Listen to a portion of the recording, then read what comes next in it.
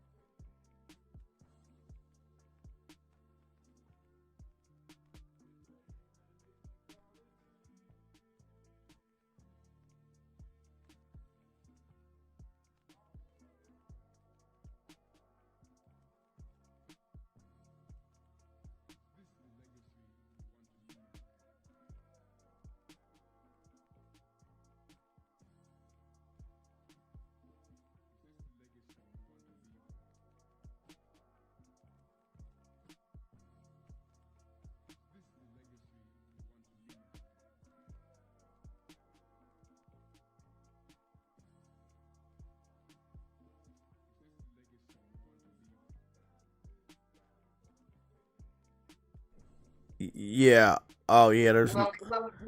Hold on. I was muted the whole time. I was muted the whole time. The tools. Yeah. I remember the tools. Guys, I was just ranting about Briorio's, but let me just say it again because I muted myself.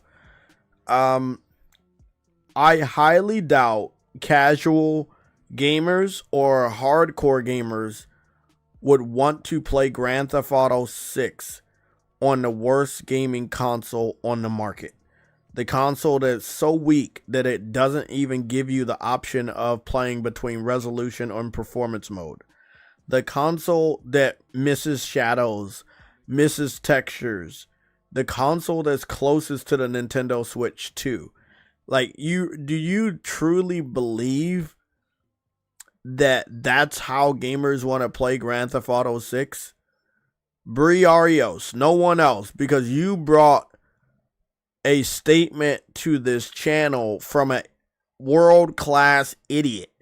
Everyone that knows that Boomstick is missing a lot of marbles. I feel very sorry for you that you haven't woken up and stopped watching people like that. They're not providing you with any intelligence when it comes to what really matters, that gets you answers to the questions that you normally always have.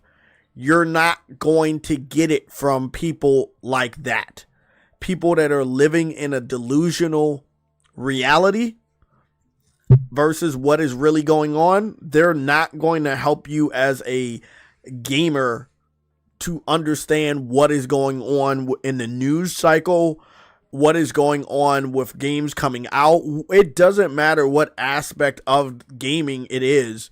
They are not helpful to you. And I don't understand why you guys fuck your heads up listening to individuals like that. I'm not holding shit back going in to the next generation. I'm going to say what the fuck I want about who the fuck I want to say shit about. Like that, bro. Y'all gotta stop, bro. Y'all gotta stop. Y'all can do so much better with your content selections, bro. You do not have to get any information from a verified Xbox fanboy, bro. What have they ever been honest about? What have they ever been correct about, bro? This is wild, bro. Don't tell me what he said no more. Stop watching the dude. Stop watching him. I don't need to know anything what these dudes say, bro. They on some wild shit, bro. They're on some delusional shit. There's a reason why I don't debate any Xbox fans and I've debated only one Xbox fan. Actually, I've debated only one Xbox fan. And I fucking destroyed the dude. Hold on. Yeah. It was 4 years ago. Can I cut to this real quick? Hold on. Cause I gotta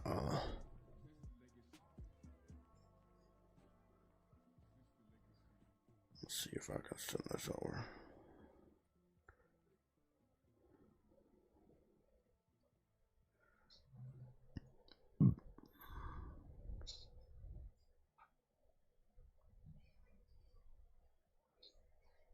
Nah, that shit wild, bro. Like, Xbox fans are delusional.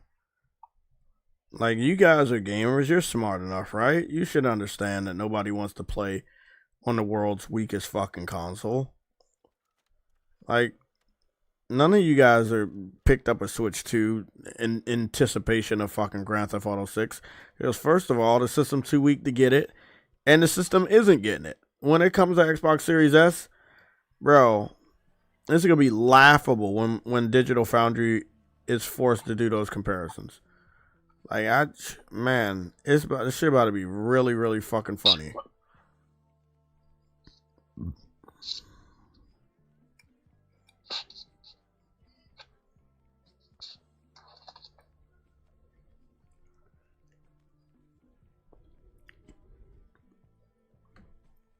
I'm about to make me a new motherfucking What's the name? PSLOG Debates 2026.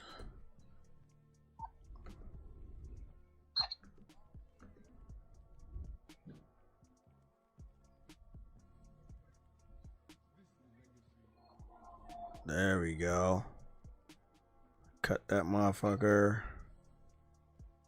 Put that in the video section and then add that shit. There we go, buddy. There we go, buddy. Keep it. Great.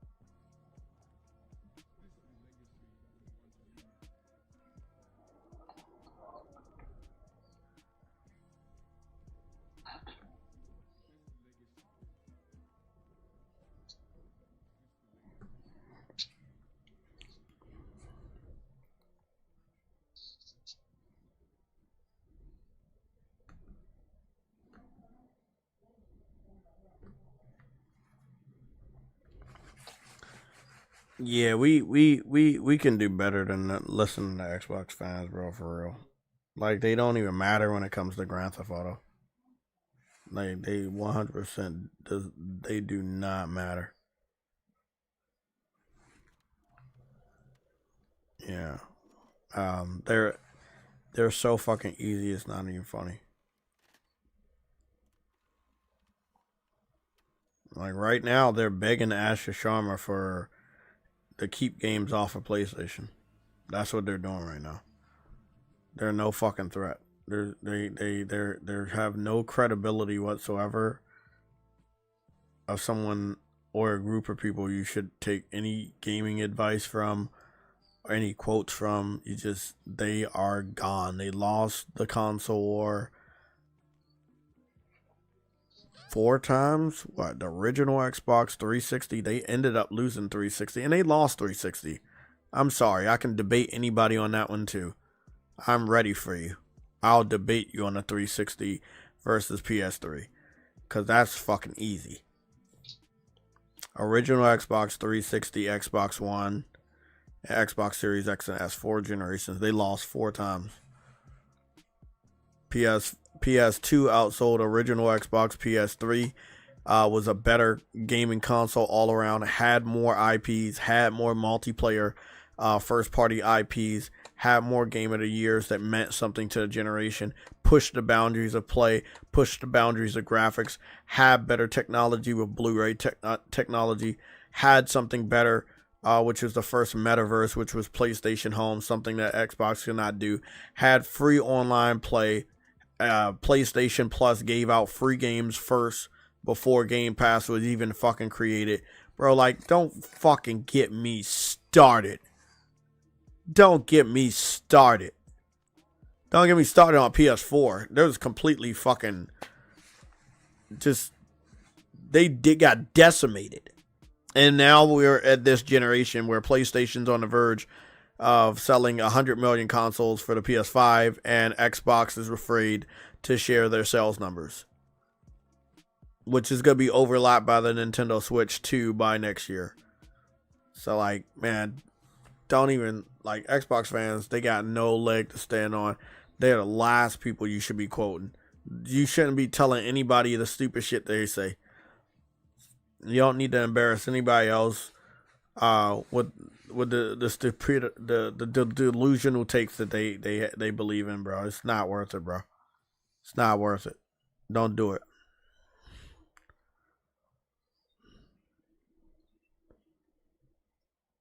Like, nobody in the history of gaming so far has ever said, I want to get an Xbox Series S, and that's how I want to play Grand Theft.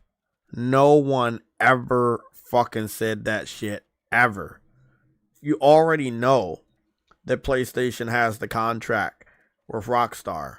That means that the game's going to run better on both PlayStation consoles, and it's probably going to run very bad on Xbox Series X and S, not because of any sabotage, but more so because the system has already shown how weak it is when it's running the same exact game that PlayStation is running in a more flawless state.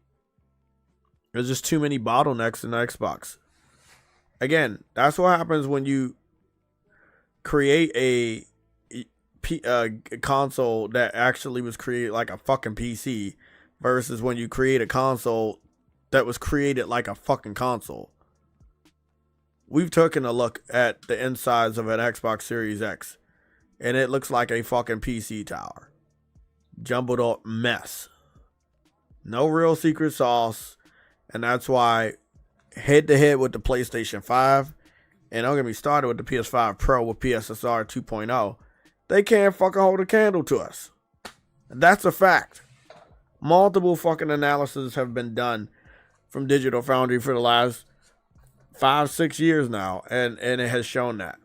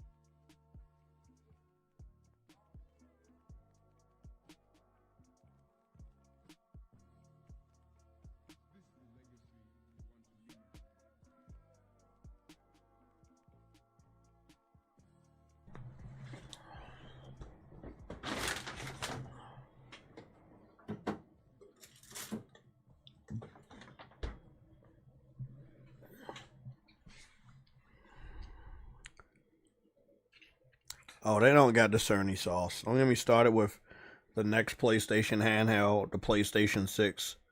You think fucking PlayStation 5 Pro is destroying PCs all over the fucking universe? You think the PS5 Pro is destroying Xbox? Bro, wait until the PlayStation 6 and the PlayStation handheld is shown off. Now remember, and let's all remember the history of your boy JayTech, which a lot of people, not like myself, actually thought it was important to keep well documented pieces of history on their channel instead of chasing clicks like most of them do. Let me show you. So,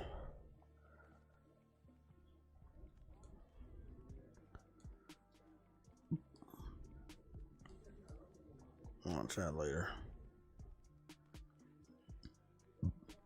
First of all, my debates are in a playlist for you. It's called PSLOG Debates. It was created many, many years ago. The first debate I've done on this channel was 9 years ago. It did start with the PC trolls, which I accurately predicted made a sophisticated strategy to convince Sony that they were a different source of revenue and that they should put our exclusives on that platform. And I tried to warn you guys over 10 years ago, and I have the visual proof. I have proof that I was on the front lines fighting a fucking war that a lot of you guys didn't believe in at the time. I was debating idiots that you guys didn't believe existed at the time. You know, this stuff was important. So I kept a document of all of it because I know people would say, "Oh, well, you didn't do this," and you. I was debating these dudes when nobody else thought that what they were doing was gonna damage us. I was debating these guys after Horizon got announced. I was debating these guys. Like, these are old layouts, as you can see, 6 years ago. That's not even artwork I use anymore. Or this one right here, 7 years ago. I don't even use that artwork anymore. So yeah, I've been debating these guys for a very long time. So yeah, long story short, I think that it's important to know the pillars of your gaming community that go out of their way not to get money or fucking popularity. No, that's helping the community. It's a thankless job. But it needs to be done. There needs to be more people that really give a fuck, bro. There needs to be people that give a fuck. Look at that. That's when I started doing debates. That's when I started with the PS4 controller in my hand. That's how I ended up where I'm at right now with the PS5 controller in my hand. Yeah. Came a long fucking way.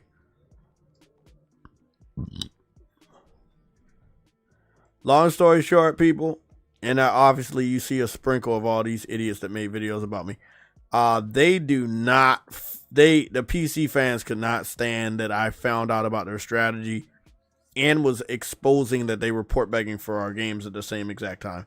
They could not stand it. They wanted me gone, and they still want me gone. Look at this guy. Guy called Regs. He says, JayTechTV thinks PC gamers are beggars, part 2, 9 years ago. There's a digital footprint on the internet that proves that I was telling you guys about this years before Sony actually listened and put those games on PC. This is my only real debate with an Xbox fan. This was 4 years ago. He got destroyed. Xbox University versus JayTechTV. It's available. I think. Is it available? Let's go see where it's at.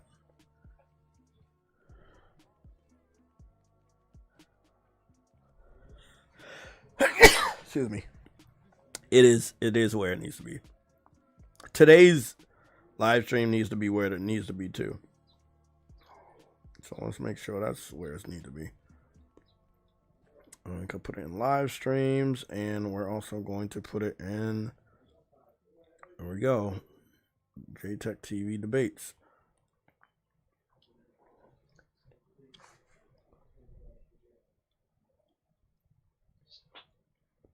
So, let's talk. I had covered things that I thought that at the time I figured that they were going to be needed. Like, I don't know. I just felt like if I didn't cover it, then people wouldn't remember. And I'm 100% right, because a lot of people just didn't cover Vita. Right? I owned a Vita, but I also captured gameplay for you guys. A lot of it. 14 years ago, I was covering the PlayStation Vita. I also had a Vita TV. Using a PS Vita to talk to you guys about the PS Vita. We're also going to be talking about the So yeah, so you know, this is when, right here, this is when I was just on it. I was showing off the interface. Vita had an amazing interface. It's still one of my favorite interfaces that PlayStation had. I think that even the text chat was good. Everything else was good. right here, this is when I got to the graphics. I think the graphics were dope. Ninja Gaiden looked amazing on the game at the time. And this doesn't, again, sadly, this doesn't show the true quality, because when I uploaded the video, it was at 480p, and Vita was doing 720p and up to 1080i. But one of the other things I liked about Vita, despite the themes, you had a lock screen that people made special, wallpapers for, as you can see right here. I had one for one of my favorite animes, Full Metal Alchemist. And the lock screens were very dope. And the community that was creating special custom-made lock screens was dope. This is one of the themes I had for the classic Killzone, and I had certain games over here. I'm telling you right now, Mark Cerny did an amazing job. Here's another one. Mark Cerny did an amazing job. Netflix was there, Foursquares was there, Maps was on there, Party Chat was on there. Like, bro, oh my God. Vita was such ahead of his time. Such ahead of his time. I had a lot of backwards compatibility games on my PlayStation Vita. I was playing a lot of games from PSP, as you can see right here. And then I had a lot of Vita titles too. But my God, bro, I'm telling you right now, oh, y'all just do not understand. Mark Cerny, we know about him on console, but you have no idea. He created, to this day, I believe, as a handheld veteran, getting my start on the gray Game Boy. I've never played a handheld quite like the PlayStation Vita. I've never played a handheld quite like the PlayStation Vita. Like, it was an amazing handheld. The community loved it, but there were opposition forces. The media made negative articles about it almost on a daily basis. It deterred a lot of gamers from supporting the game, and it didn't hit the financial goals that Sony wanted, and they quietly, silently abandoned the Vita. They never publicly announced, and I want you guys to remember this, they never publicly announced that we're going to stop support for the Vita. They just stopped support for the Vita.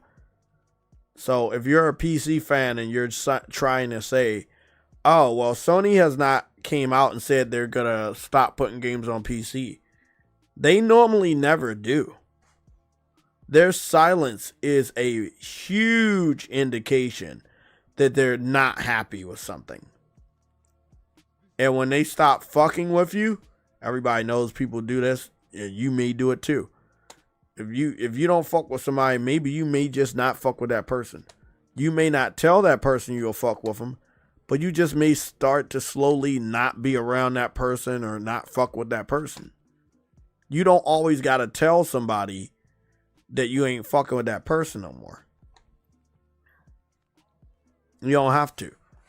So I feel like it could be the same thing for Sony. Sony has a history of just letting you know that they don't fuck with you no more.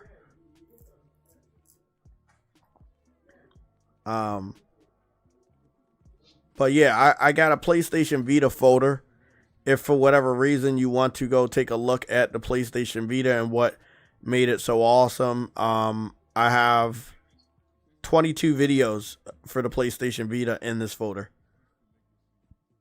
So yeah, your boy JayTech own these systems. I have experience with these systems, and I have a digital footprint with these systems. Don't talk to no other content creator. I'm being on some real shit now. Don't talk to them about shit they don't know.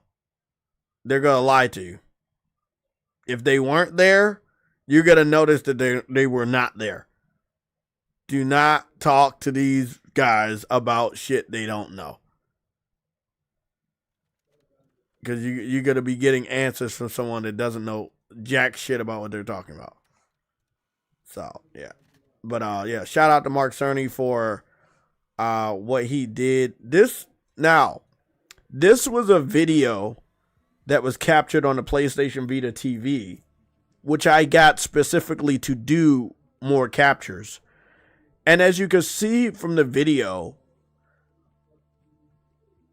the UI was in 60 frames. It was a very man.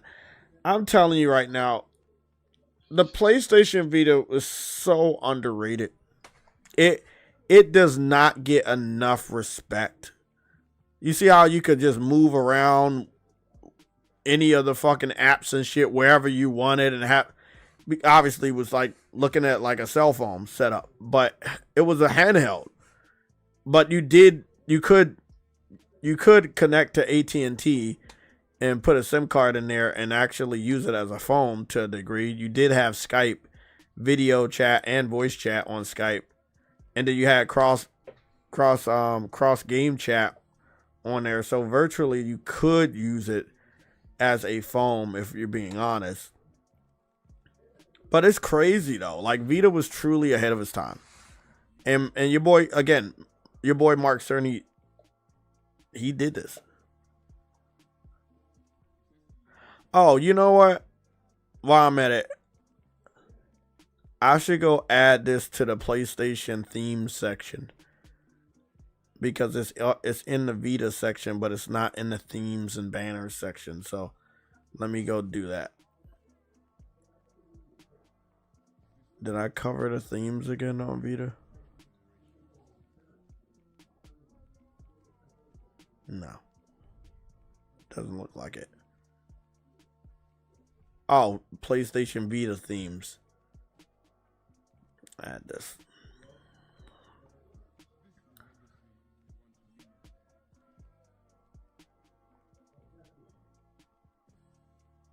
Yeah, like I said, Vita was awesome. It was highly supported by a lot of the same community that played on the PlayStation Portable and PS3, and they made a lot of great themes, not just for your layout, but also for your lock screen. Yeah, bro, I know y'all want a handheld, but I want y'all to understand, Sony gonna go all in on this handheld that y'all are asking for. The least you can fucking do is buy and support it. That's what you can do. Don't ask for something you're not gonna pay for.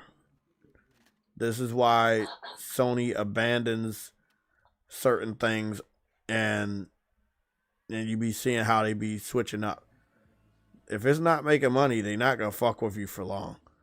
For some weird reason, they felt obligated to see this strategy through on the PC, the PC porting and the PC focused live service strategy. And obviously now we found out that it wasn't worth it. I had two. I didn't know that. I had two PlayStation Vita themes videos. Okay, cool.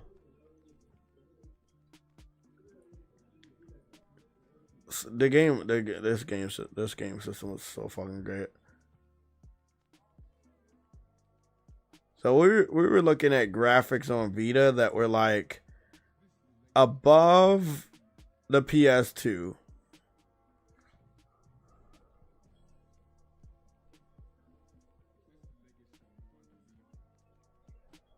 Yeah, it was definitely above the PS2.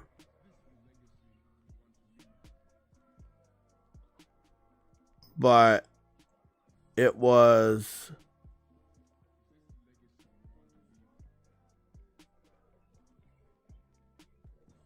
hold on.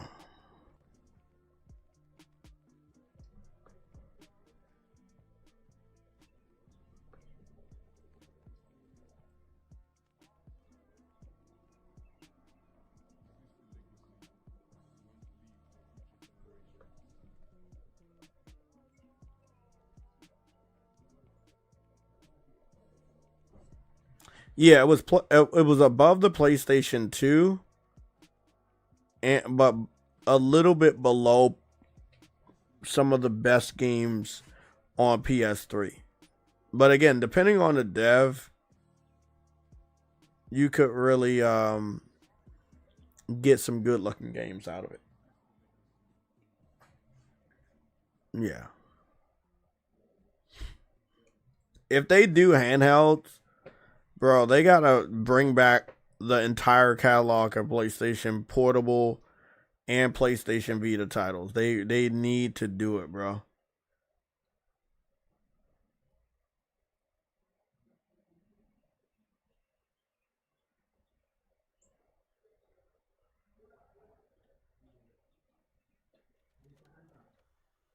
I'm gonna tell you right now, if you have a PlayStation Vita today, you're a fucking legend. I need to go and get mine again, bro. I just need to go and get one. I know it's gonna cost an arm and a leg, but man, it's you know what? I'm not gonna do that. Either I need to go search around for this PlayStation Vita Vita TV device, or I need to buy a new one because I want to do captures. So I probably won't get a Vita. I'll probably just get a Vita TV because you guys got to see this shit. Oh, such a fucking great system. Yeah, such a great system.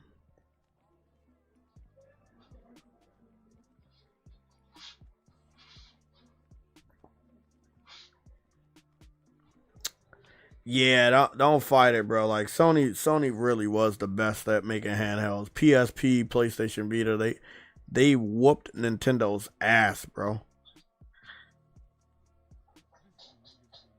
They literally whooped Nintendo's ass. There was no way that they could make any type of a logical comeback.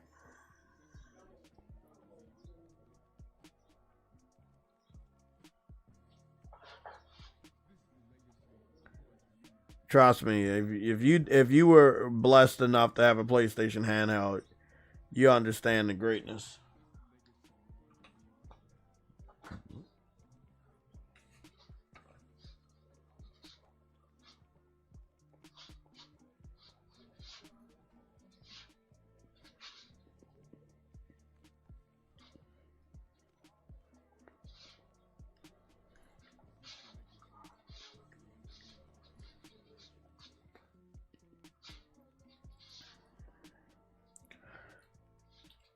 Um, yeah, yeah. Somebody said Smash Brothers needs to come back.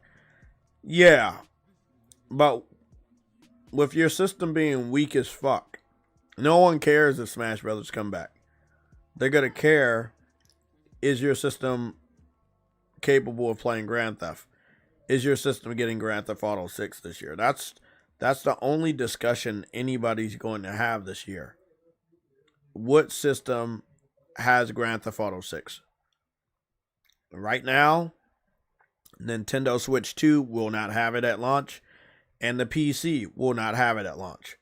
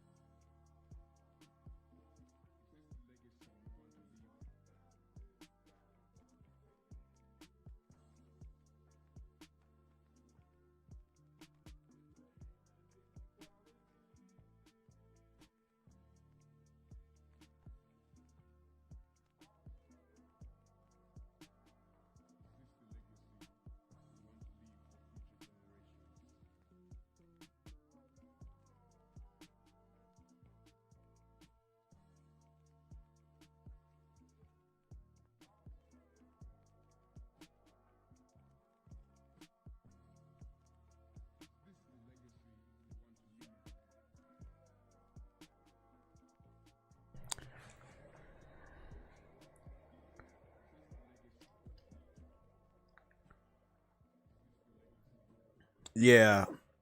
PS. Don't get me started about PlayStation Portable. PlayStation Portable was so amazing. Um, if I could just show you, I'm gonna show you a game that blew my mind when I was in high school. Sonic Rivals PSP.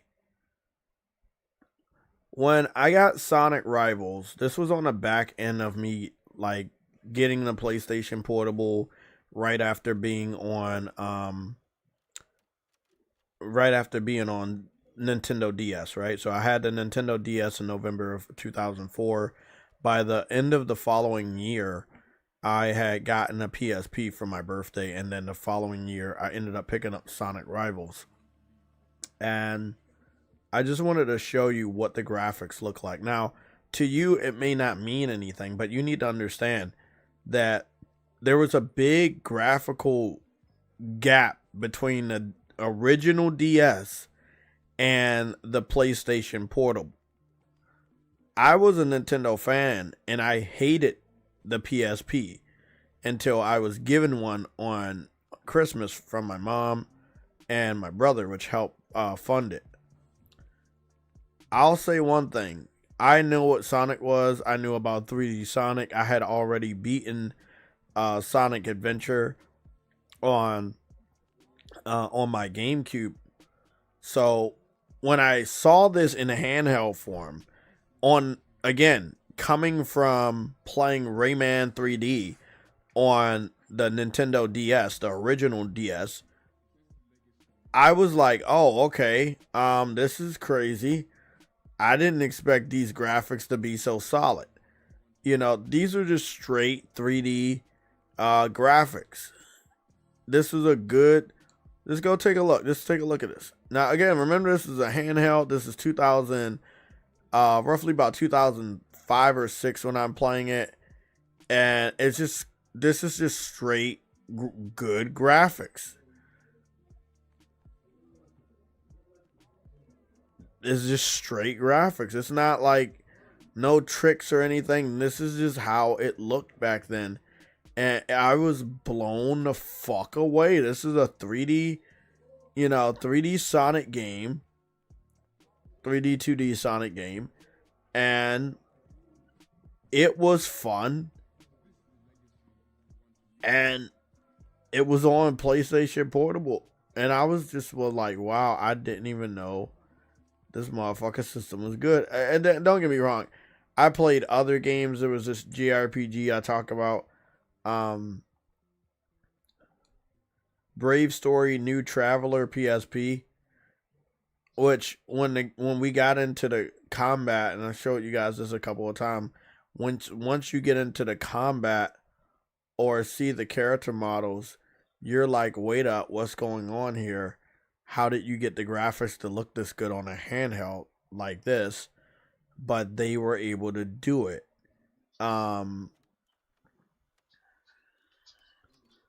But again, when you start in the story right here, and again, this is just what the game looks like. This is no trickery.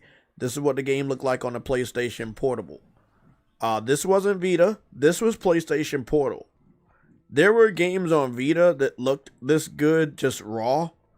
But there were also games on Vita that did not look as good as this. I don't know what kind of trickery the dev had did. But all I know is that they went fucking ape shit. Let me show you. Where's the fucking fighting? There we go. There we go.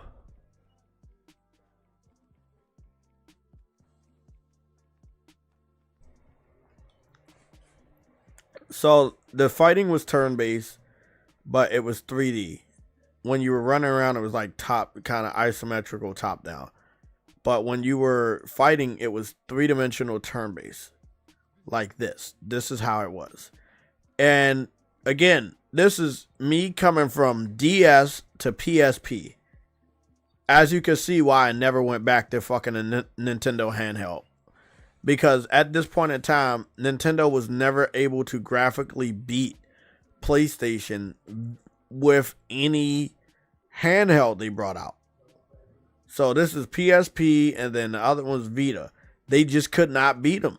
Both handhelds were way more powerful than DS, 3DS. And that's just how it was. Again, 3DS is just, again, it's basically like a DS Pro, right? And PS Vita was really a step above. That's a real sequel to PlayStation Portable. But yeah, bro, I'm telling you, man. If Sony makes a handheld, they gotta go all in. They're gonna make Nintendo look like a bitch. They gotta make Nintendo look really, really bad. I mean, by comparison, look at every third-party handheld, and look at what it's doing, and look at what games it's playing, and look at what games are skipping the Switch 2 all the time.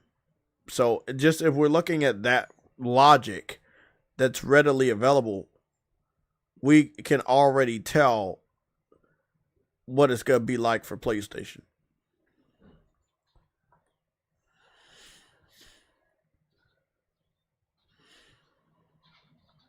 That's shitty. You said the 3DS was like a Wii in your pocket. No, it wasn't, bro. No, it wasn't. 3DS graphics versus PS Vita graphics.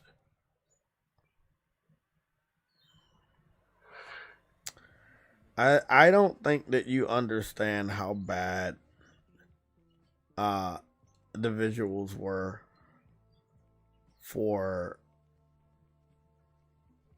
I just don't think you know.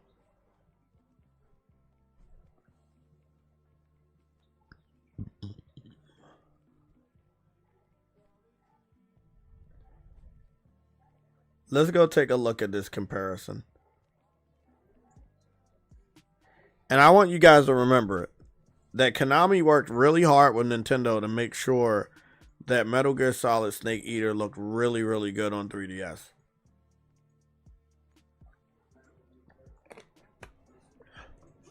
But when it came to PS Vita, it looked exactly like PS2 and PS3, which means they didn't change.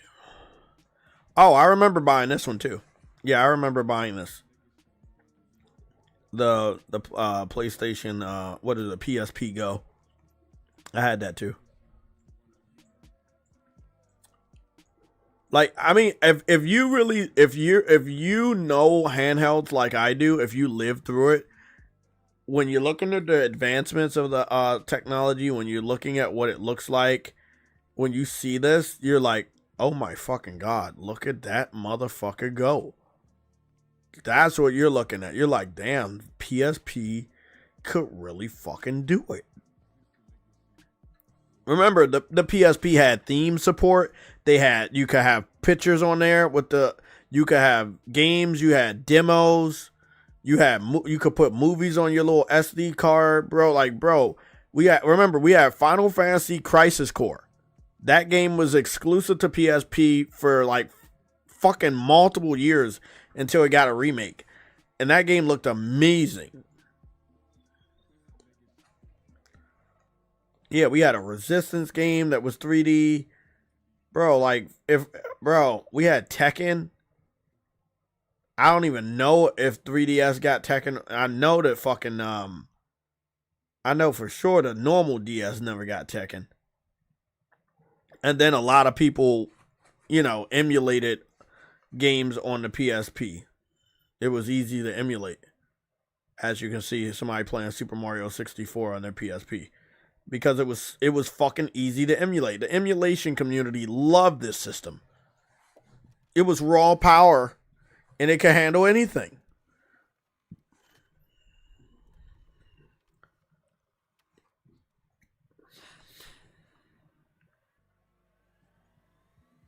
Oh yeah, that's Power Stone.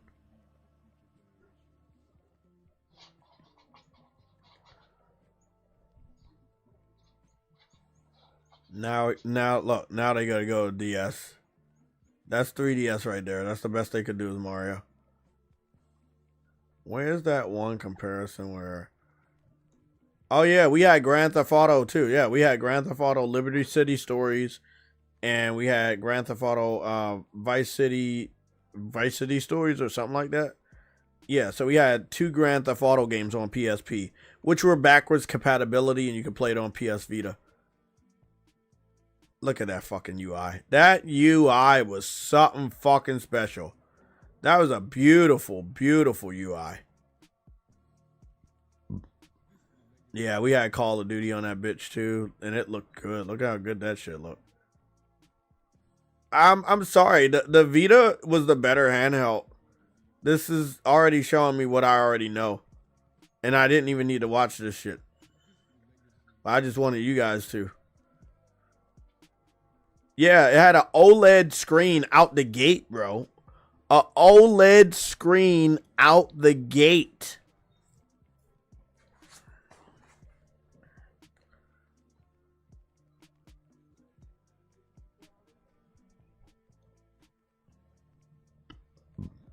You know, he didn't really show a lot for the 3DS, because how can you?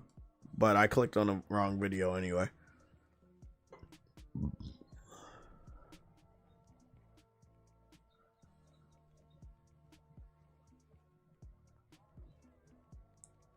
I know I can count on my boy Ozzy to do some defense. Could care less. Let me see. Vita. Let's see what's going on here. So this is the PS3 version. Basically a glorified port. What the fuck? Okay, you see how that look? You see how that look? That was 3DS version. Now watch what the Vita look like. That's the PS2, right? You saw how shitty the fucking 3DS version looked. Watch when you get to the PlayStation Vita. This is PS3. Okay, keep watching. This is PlayStation Vita. Look at how much better it looks than the fucking 3DS. This is 3DS, bro. Look how pixelated that shit is. Look at the Vita version, though. Let's go take a look at that. Bro, no one ever talks about how Vita just looks better than 3DS on average. It was a more powerful system.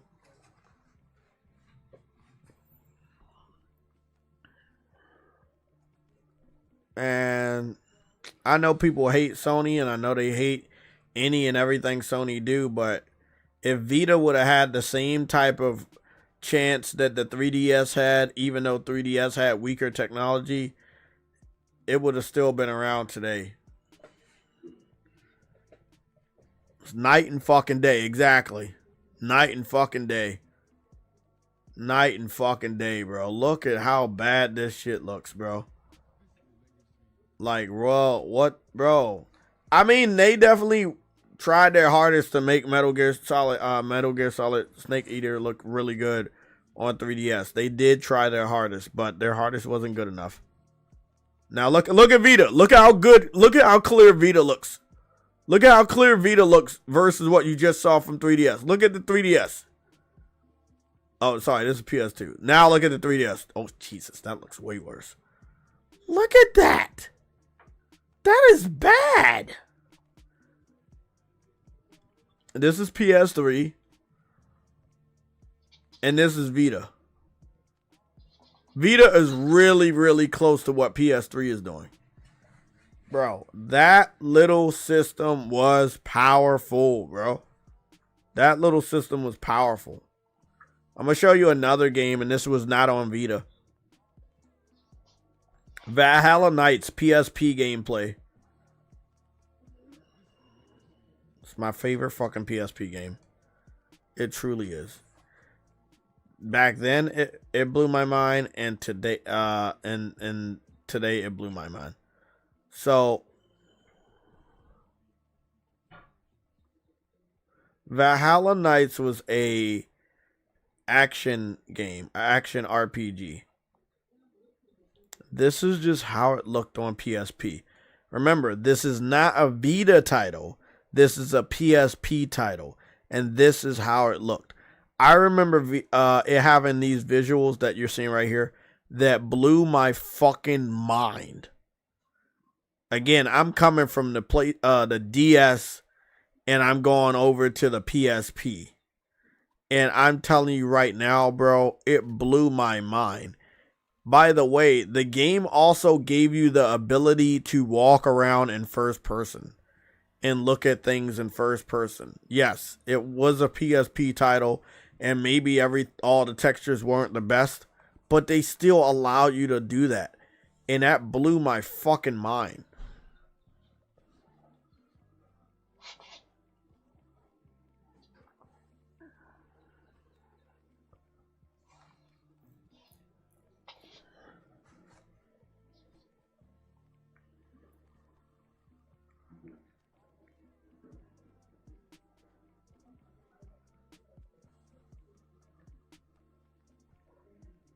Okay, so this is what I spend a lot of my time going into dungeons and fighting shit.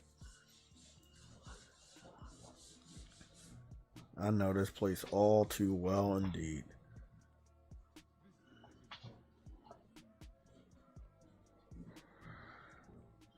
Again, this is PlayStation Portable. This was not the PlayStation Vita. This was PSP. And you had a game like this. There were 3 installments of this game. It did really good until it didn't. But it was a PlayStation exclusive, if I'm not mistaken. I think that the 3rd installment went to the Wii, something like that. One of the later installments ended up going to a Nintendo system.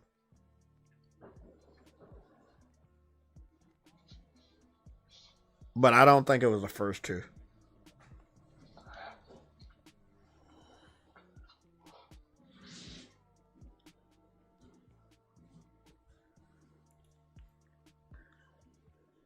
Yeah, that combat was so fucking dope, man.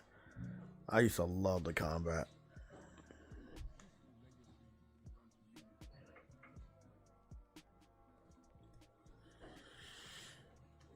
Yeah, I'm gonna tell you right now, it was if you had a PSP, you were set, bro. It was just so many games, so dope. Mark Cerny can do no wrong. Like, Mark Cerny really can do no wrong, bro. He can do no fucking wrong.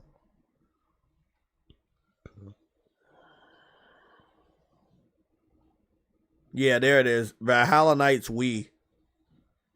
This was Valhalla Knights Wii. It's called Valhalla Knights Elder Saga. Did it look good on there? Yes, it did. Obviously.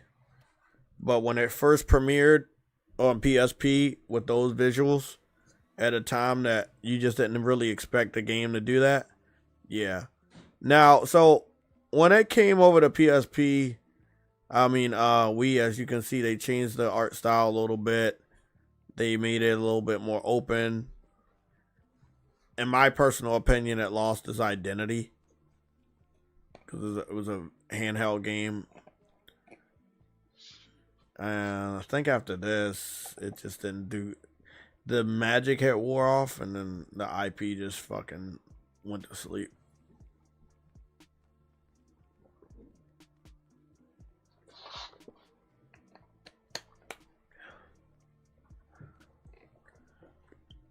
Compared to what you just saw, the PlayStation Vita footage was way more clear. For some reason, I don't know why it's like this. It's very grainy and gray. And I don't think that they should have made it open world. They should have still had the DNA of a dungeon crawler.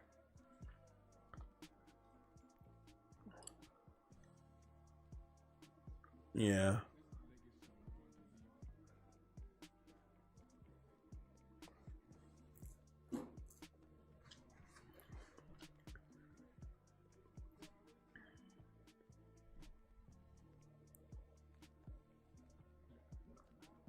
They never did anything with that. What was that other game called? Oh my god. That's another one of my favorite games. Untold Legends PSP. There we go. Untold Legends, the first one. I don't like the second one. They changed the art style of the characters to make them look all weird and cartoony. But Untold Legends, the first one, right? Oh my god. I'm telling you right now, the gameplay and the graphics. Again, this is a gamer coming from DS going all the way to PSP. And they allow you to get a character, customize the character to a certain degree, as you can see, and then start. It was basically like a Diablo type game. And it was a PlayStation first party game by PlayStation Studios. I think it was by Sony Online Entertainment. You did have 4-player co-op, if I'm not mistaken, through online. But once you got in the game, right? Let me show you what it looked like. You were met with really good attention to detail and textures. And this was a PlayStation portable game. This was a PSP game. And I remember the last time I played it, and looking at it now, how good it looked for this type of game.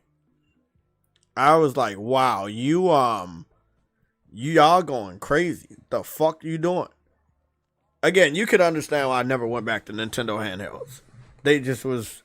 They were not trying hard enough. And they never were, because the majority of the fans didn't give a fuck. I wanted the evolution of gaming, and a lot of Nintendo fans didn't. So that was one of the major reasons why I just had to leave Nintendo alone, because they were never gonna like grow the fuck up. Look at how good this game looks. Look, you see how he zoomed in? This is a PSP game. And I assure you, when I was playing on PSP, it looked just as good as we're looking at it now. Oh my god, it was so fucking dope. It was like a looting type of dungeon crawling Diablo style game. Not a lot of magic though, but that's only if you pick somebody with magic, like the druid. It was a druid and somebody else. Lots of weapons though, and you did have a book bag, like where you would have different weapons, and you could put them. You could run out of space virtually. So good, so good.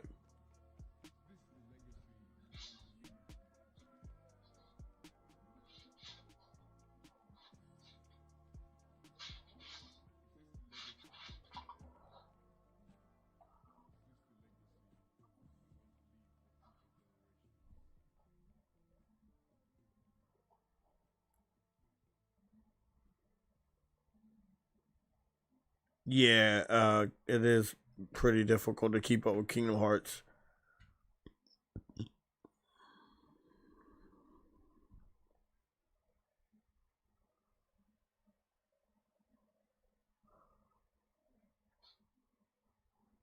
Oh yeah, I remember it had a skill tree and everything. Yep. The game was ahead of its time, and not enough people talk about it. It's Untold Legends. Great game, especially the first one. They did make a sequel, and then they ended up putting another one on PS3, but it didn't do good, and the sequel didn't, in my personal opinion, didn't do good. This is how the inbox looked when you were storing different weapons, kind of like a grid Tetris setup.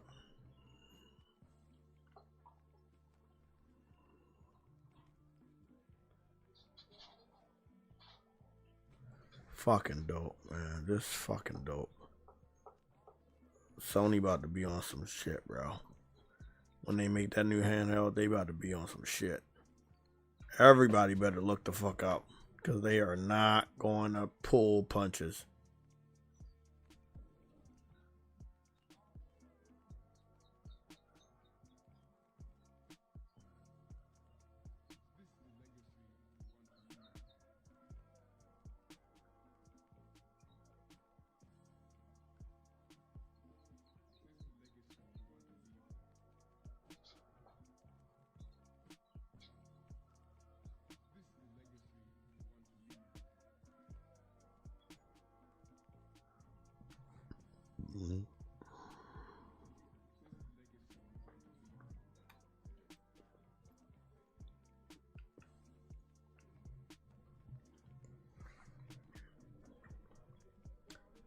So right now, I am still waiting for any PC fan or Xbox fan that's brave enough to debate me.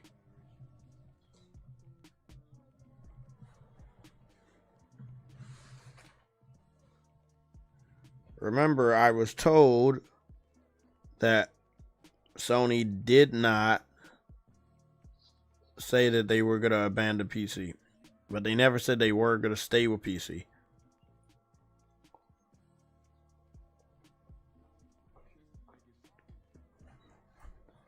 They didn't even mention PC by name. And I looked over the transcript multiple times.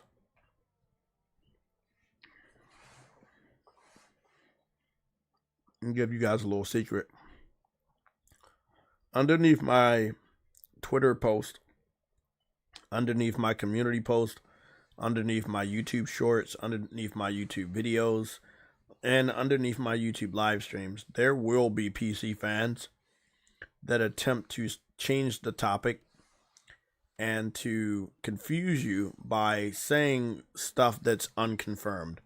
One individual, you know who you are, you went to my latest community post that was for my subscribers, and you comment underneath and you said, I asked AI questions multiple times in order to get the answer. That's how research is done. To make sure that I'm correct, not to make sure that we have the answer. I want to make sure that I'm not wrong. If I ask AI the same question 5 different ways and the answer is the exact same, that means that I was right. I only make sure I use AI to get those types of answers to make it much more convincing for my subscribers and people that follow me to read the information that I've been talking about or thinking about for many, many years in such a good format that you guys can believe, oh, okay, this is what's going on. Now I understand. Now I'm on the same page as Jay. Remember, I was debating these guys for like close to 10 years. I've been warning you guys about this shit for 10 years. There's a digital footprint. What you gotta do, you gotta believe the person that's talked to AI in front of you guys and asked questions in front of you guys, and we've gotten answers together, or you gotta listen to a faceless troll with nothing on their YouTube channel, no proof they exist, no proof they even care about the hobby we call gaming. Yeah, I take my chances with myself.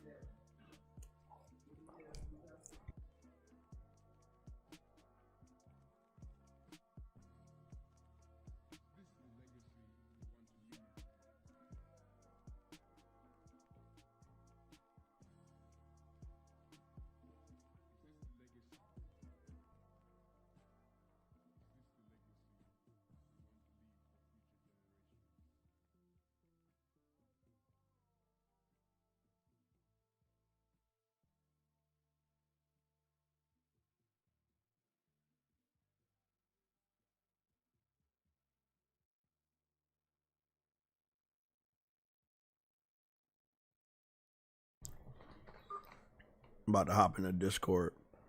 Truly, go ahead, hit us up.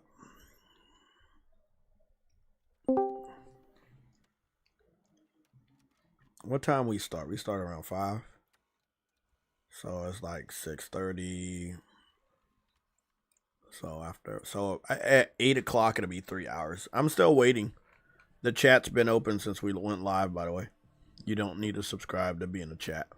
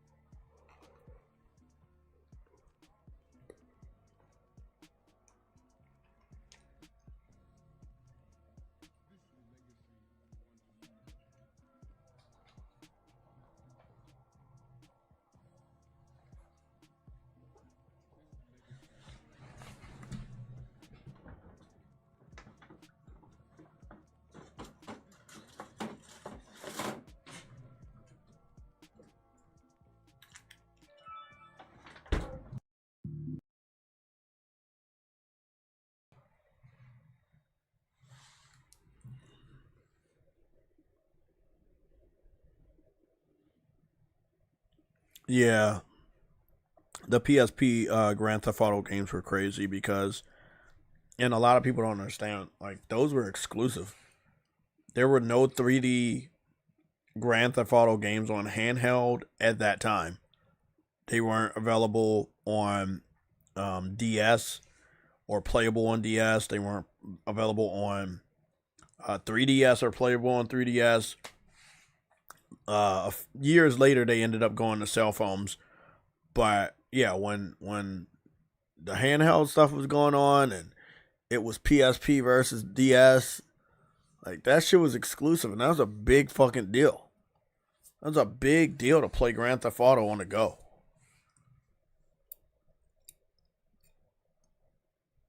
You know, that was a huge deal.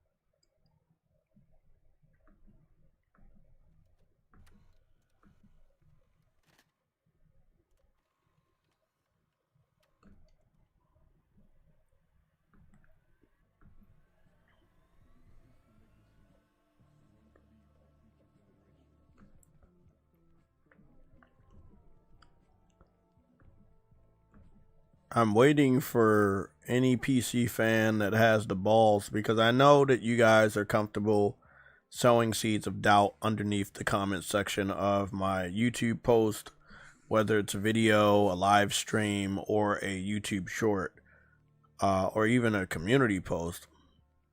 But yeah, I want to go head to head with any and all of them right now. You guys believe, out of some weird sense of delusion, that Sony is going to continue to focus on PC when they have a brand new console they're about to bring out. They have a console right now that they want to revitalize and bring more money into it, since that's what saved them the last quarter. They confirmed this. Not my words, their own. 13% was up, and that was due to the revenue that comes from PlayStation Store and the revenue that comes from PlayStation Plus subscribers. Everything else in the other sector, which would have been PC, because you can't talk about Bungie without talking about how important Bungie was to the PC strategy. Again, these are not my words. This is Sony's words from years ago. They specifically went after Bungie for their expertise in the live service sector. And the reason why they did that is because they wanted to penetrate the PC market with live services. So they wanted to use live services to form a long-lasting source of revenue from the PC community. Obviously, that didn't work. And if you take a look at the single-player ports that released on PC over the last 6 years, let's be honest, you can find out that didn't work either. So, most companies don't talk about financial failures at their investment earnings call. They want to talk about the positive, not the negative. Unless the negative is so fucking bad that they have to acknowledge it, which Sony did acknowledge it. But this is the thing that Sony really needs to do going forward. They need to listen to the right people. They're real fans. They shouldn't be listening to any pretenders out there that are not real PlayStation gamers. Because trust me, I've seen this on multiple occasions. They listen to a group of people they believe is the PlayStation gaming community, and they end up changing things to the point that we don't like.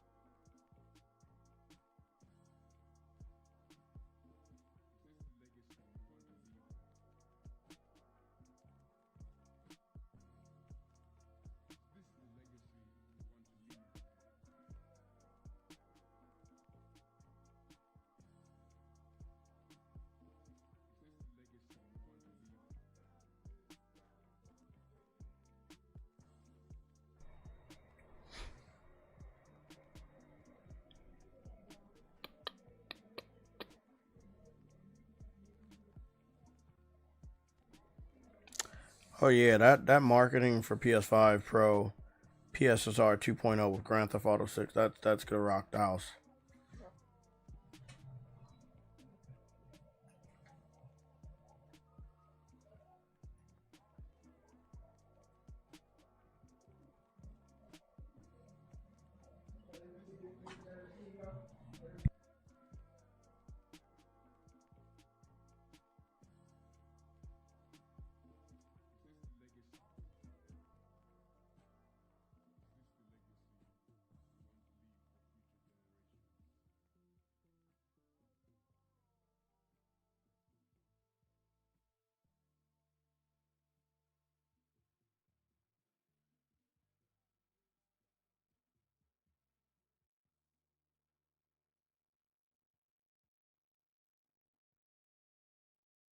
Man, I can only imagine right now Digital Foundry doing all their analysis on PlayStation first. Oh my god, that shit about to be funny.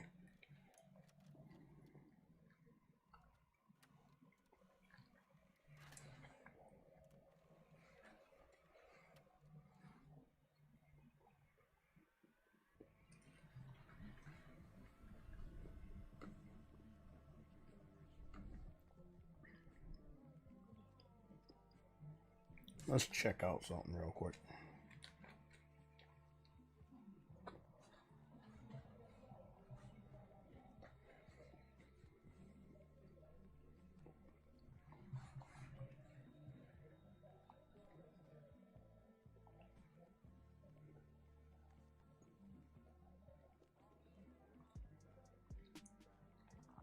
Look at what's trending. I didn't even search for anything. Look, I didn't even put anything in a search bar. Look at the first game that's trending.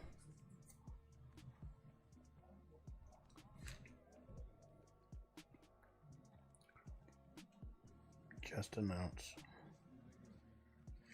Somebody said that wasn't there anymore. That was a lie. Release 11/19. Yeah. Yeah, that's probably why this game's different because, see,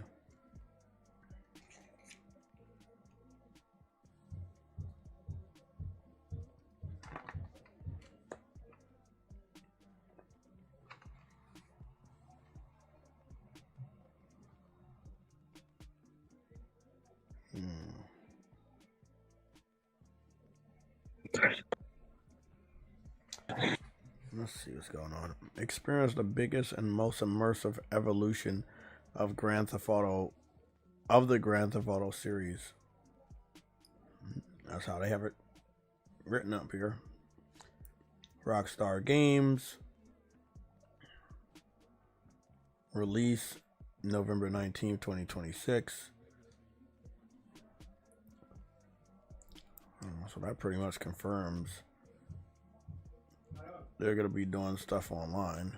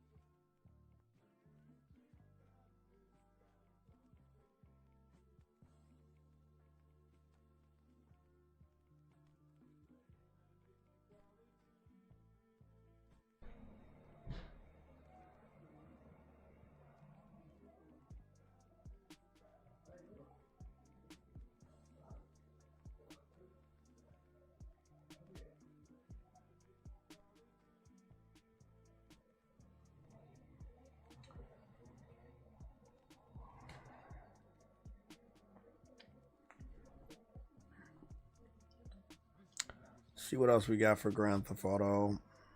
Oh, here's an overview. Vice City, USA. Jason and Lucia have always known the deck is stacked against them, but when an easy score goes wrong, they find themselves on the darkest side of the sunniest place in America. In the middle of the criminal conspiracy stretching across the state of Leonidia. Well, I'm fucking that one up. Leonidia? Florida. Fuck it. Across the state of Florida. Forced to rely on each other more than ever if they want to make it out alive. Okay, cool. But basically a Bonnie and Clyde story, which is going to hit and resonate with so many people, women and men that play video games. This game is going to just do really, really good. 1997 to 2025, Rockstar Games,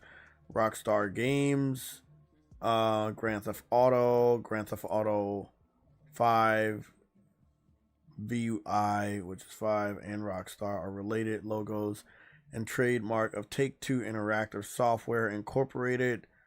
All other marks and trademarks are the property of the respective owners, all rights reserved.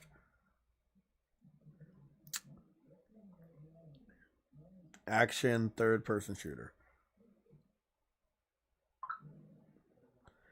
I mean, they do have a release date. They might as well just, open up with pre-orders.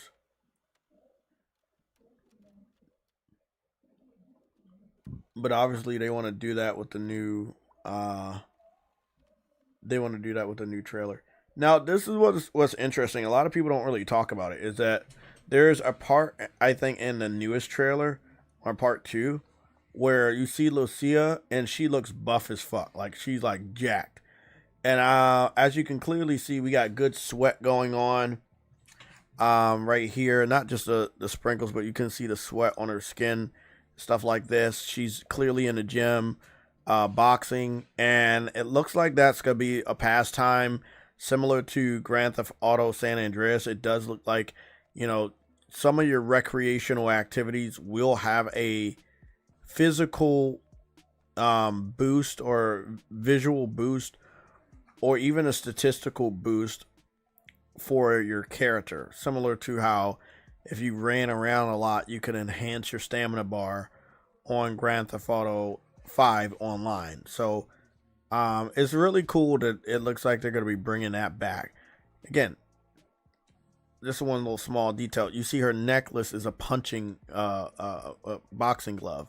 So, and she's up here punching a punching bag. So, and she's obviously in a public gym because there's a silhouette. He's blurred out, but he's in the back, and he looks like he's working out. He has blue shorts back there. So, and she does also. She's definitely working out because she has ear pods in her ears. You see that ear pod right there in her ear. So again, it does look like you'll be able to do that. There was some little bit of research I was doing behind the scenes. It does look like you're going to be able to play basketball. I don't know which trailer it was, but it was a trailer that was detailed, and in the background, basketball was being played. Remember, the parent of this game is Take-Two, so it makes sense. I think San Andreas had a little bit of a basketball mini game. You could pick up a basketball and shoot it. So I don't think it'll be difficult to add that. They could get crazy. They could just stay basic. But let's go take a look at this real quick. This will be the second trailer. And then we'll go take a look at the first trailer again. Thank you guys for being here. We're still waiting for anybody in the PC side to have the balls to sit up here and lie to us again.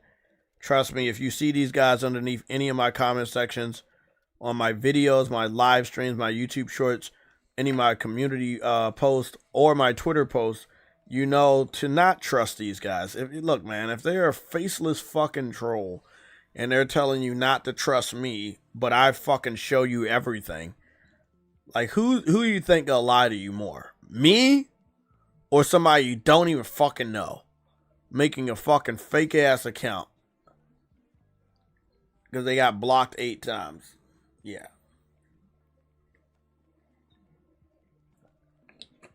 I'm betting on myself. Fuck them. So you need to do bet on yourself. Exactly. I'll tell you, for one thing, I wouldn't trust a faceless troll versus, again, going to Google and double checking everything. Okay, we got some romance here. We're there at the bar. Jet ski. So that's there.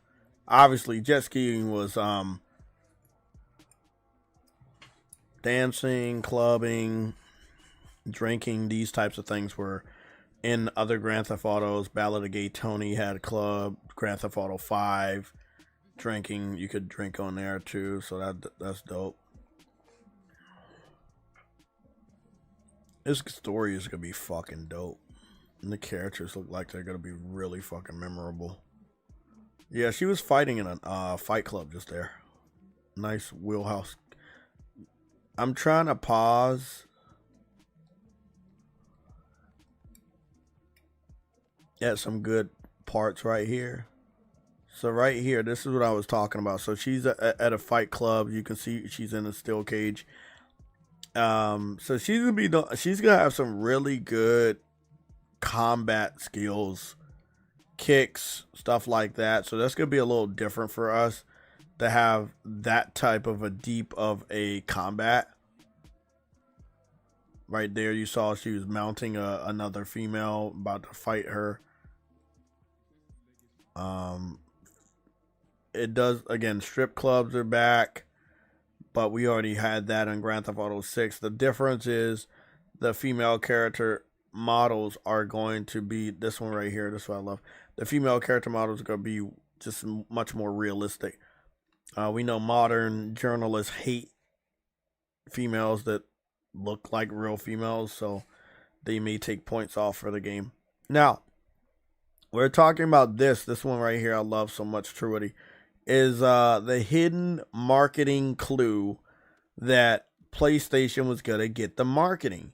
Now, at this part right here, you see what looks to be a PlayStation 5 on the ground, and then on the table, it looks to be a PS4 controller. But instead of being all black, it is white and black, which is the color of the PS5 controller, which is white and black, where the dual analog sticks are right next to each other like they are on the DualSense and have been on the DualShock controllers for many, many years. This is an obvious clue that PlayStation was the favorite, not Xbox. Now, over a year later, from this trailer being posted, we found out that PlayStation indeed does have the marketing rights for Grand Theft Auto 6. Pretty obvious.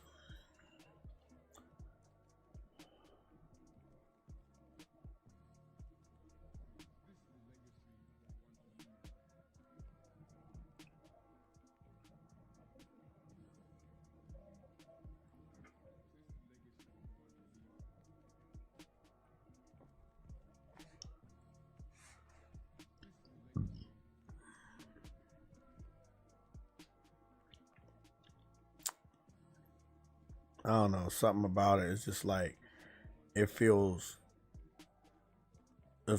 unreal, but then it also feels real at the same time. I feel like it's within our grasp. I don't know, man. I don't really fall for a lot of the hype, but you got PlayStation sending out these emails and some other shit going on, and I just but it's only to the PS4 players though. Yeah, but that means that's again. Remember, we heard that the marketing was going to start in the summer, but that's not true. Well, because that's the form. Yeah, we are technically in the summer, but we're not in the summer. The summer starts June 22nd. That's when summer actually starts, the season. Right now it's True. still spring. But we already know that their financials is on the 21st. They want to make sure that, again, they're drawing attention. And I would go as far as to say draw money before their financial. The only way to do that was to open up the pre-orders this week. With a third trailer.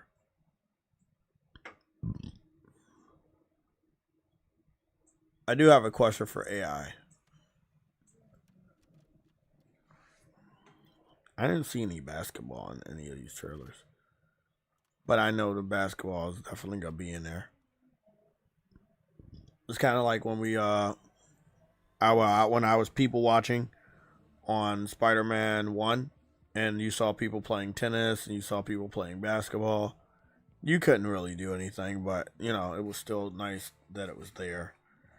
Grand Theft Auto being a completely different type of sandbox open world game than Spider-Man, I do believe that, you're going to be able to do different types of sports.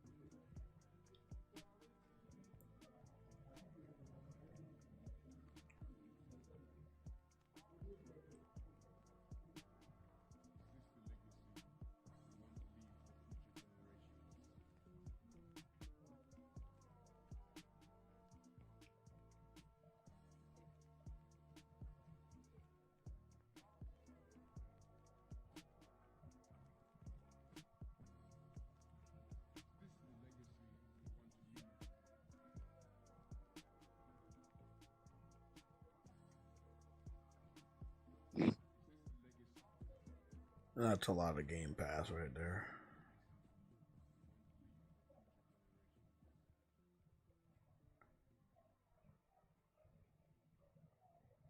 Lot of Game Pass right there. Okay, let me ask this question. I think it's gonna be probably a really good indicator of what we can expect. How many trailers were released by Rockstar for Red Dead Redemption 2 before the game went available for pre-order? I don't know if I'm asking that the right way. Am I asking it the right way? We'll see. Rockstar released 3 cinematic trailers for Red Dead Redemption 2 before pre-orders officially opened for the console versions. Here is the timeline of the reveals leading up to the pre-order launch. Trailer release timeline. Trailer number 1, announcement teaser. October 20th, 2016. This was the first look at the game's atmosphere and the world. Trailer number 2, September 28th, 2017. This trailer introduced Arthur Morgan and the Van der Linde gang. Trailer number 3, May 2nd, 2018. This trailer provided more story details and confirmed the game's October 2018 release date. Pre-order launch. Digital and physical pre-orders for the PlayStation 4 and Xbox One versions began on June 4th, 2018, just over a month after the third trailer debuted. Key milestones post pre-order. Once pre-order... Okay, so this is what's about to go down. We're getting a third trailer this month. And the pre-order should be open by June. There we go. Because they're following the same pattern as Red Dead Redemption 2. Again, bring out that that third trailer to make the investors happy, and then open those pre-orders. Because Sony has a fireside chat, Truity, and anywhere between the end of May or the middle of June, right? So that stands to reason if that's the BSM, the business strategy meeting sector, we didn't get that. We got the other stuff. We got the earnings call. But there's another thing that's coming out for the financials, and that's the business strategy meeting. That's when Herman and Noshino, or even Totoki, will be sitting in a couch together talking about the future of PlayStation. So, like, if Sony does that, I would assume that Rockstar is going to do that. So they'll have their earnings call on the 21st, but probably somewhere in June, they're going to have their little fireside chat. And that's when they, like you said, in the summer, they do their fireside chat and start the marketing. That's when it begins. When the pre-orders open. So I would say over the course of the next 4 weeks. It's the 10th of May right now, so we got 20 more days out, I believe, of this month. Interesting. Interesting.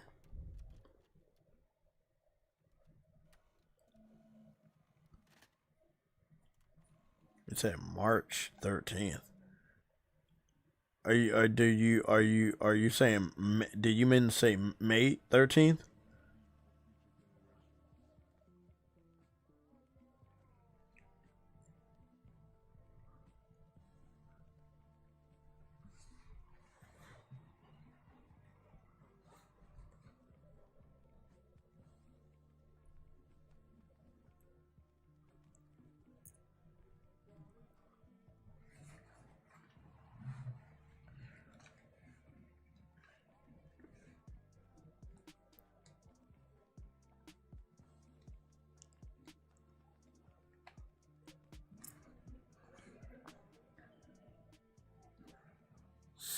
Let's see if there's a pattern here.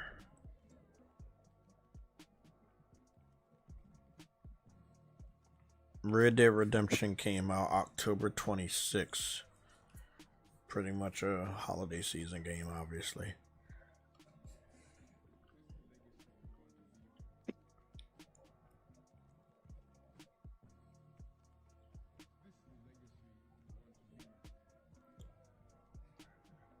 Damn. 433 reviews. Bro, I don't think I've ever seen that many reviews for a game that's never been on Plus. That's crazy. Let me see where the reviews are at for Grand Theft Auto. Damn, Grand Theft Auto almost has 1 million reviews. And that's Grand Theft Auto 5. It's sitting at, and again, we already know a lot of people do not leave reviews, but it's sitting at 946,000. That's borderline 1 million reviews, man. That's crazy. Yeah, Grand Theft Auto 6 is going to do a lot big numbers, but again, whoever can lock down the marketing has the keys to the kingdom. Whoever lockdowns the marketing for Grand Theft Auto 6 is the console war winner. That's all I'm going to say about that.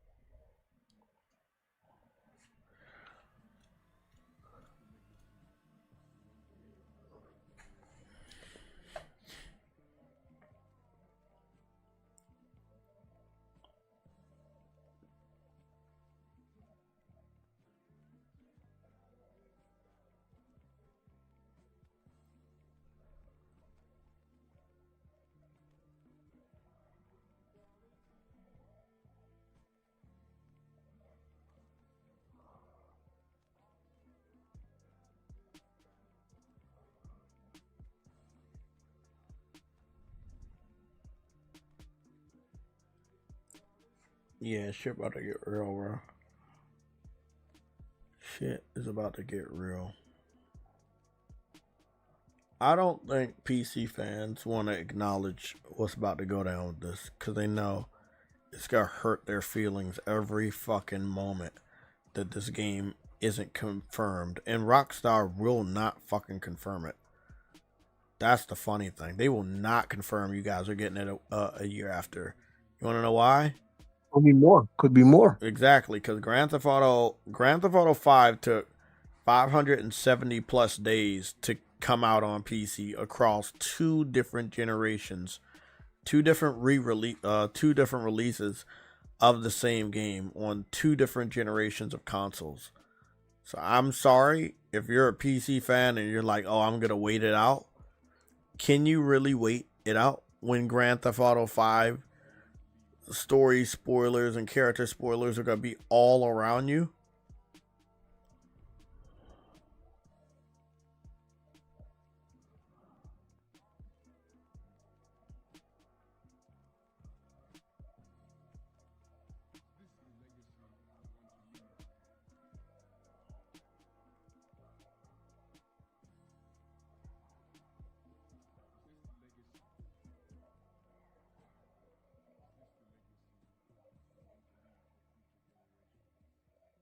Them PC fans are not gonna like Sony locking down that contract. They already upset that Sony is keeping Soros off of PC. Whether they wanted to support it or not, it doesn't matter. I think that everybody's tired of the fucking mind games that the PC master waiting community has been playing with the investors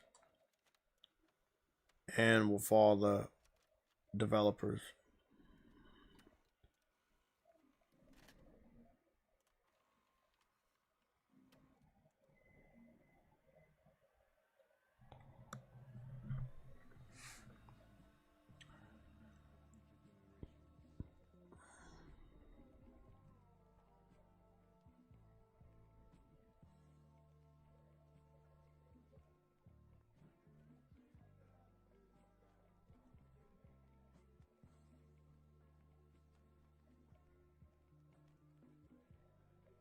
Phoenix chef sentenced to death for killing his family.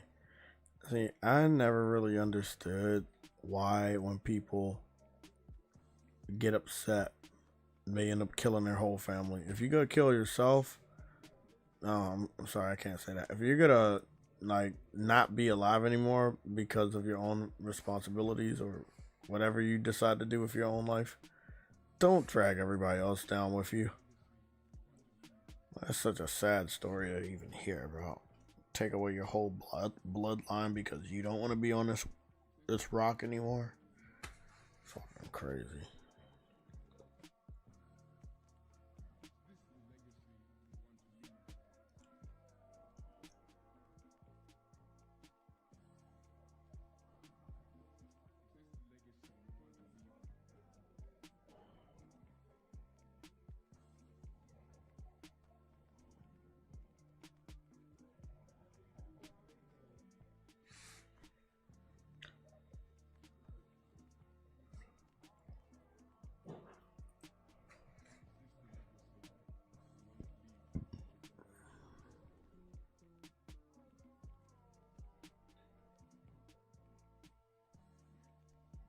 Yeah, that would be nice.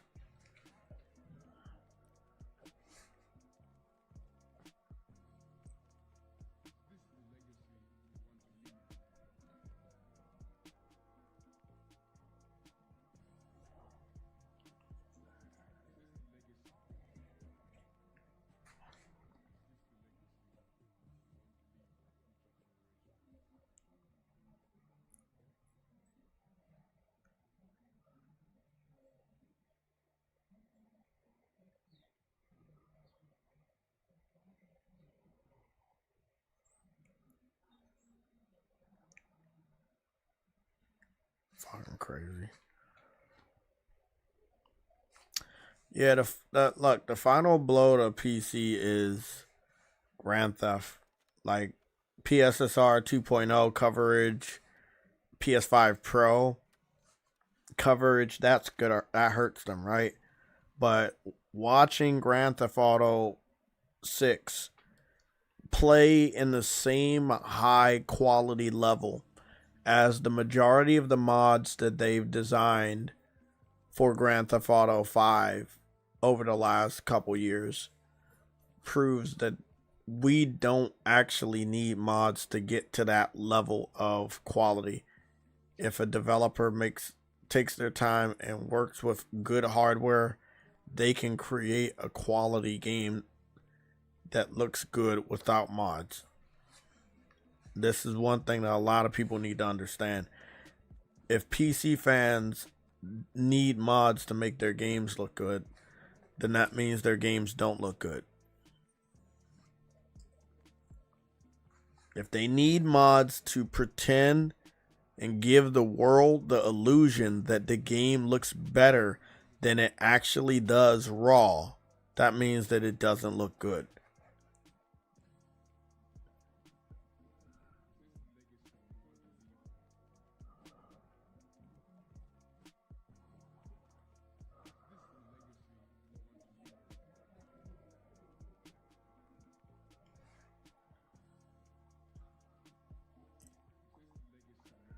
I want to check on a couple of these weirdos.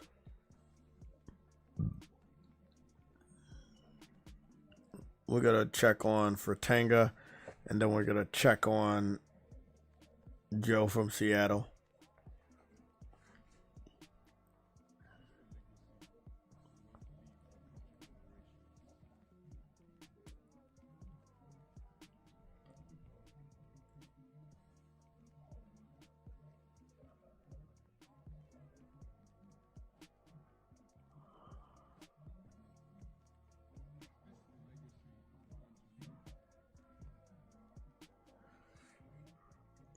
He's doing what he normally does.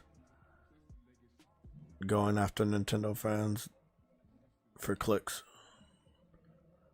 Yeah. Look at this.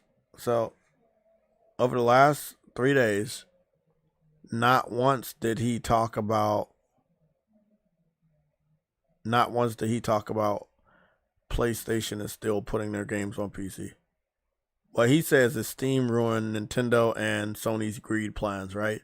I already know what PC fans believe. When the Steam Deck comes out and it can play PlayStation games and stuff, and it's going to masquerade as a console, they believe that it will win. It won't. Because the AI data center surge is still there, right? Prices on everything are going up now and going forward throughout the rest of the year. The prices of PC parts aren't going to get cheaper overnight, which means Valve is going to have one difficult decision.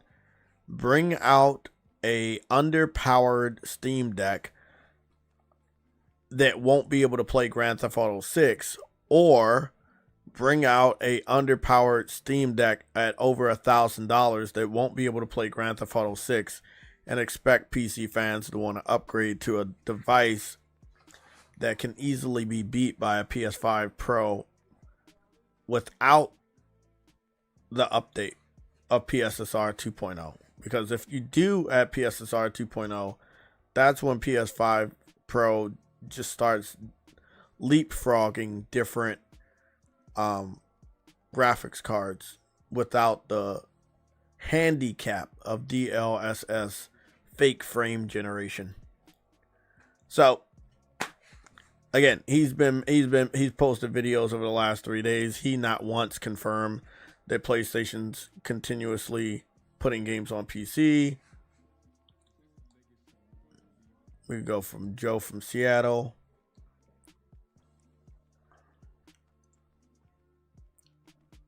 Toxic ass fucking PC community for real.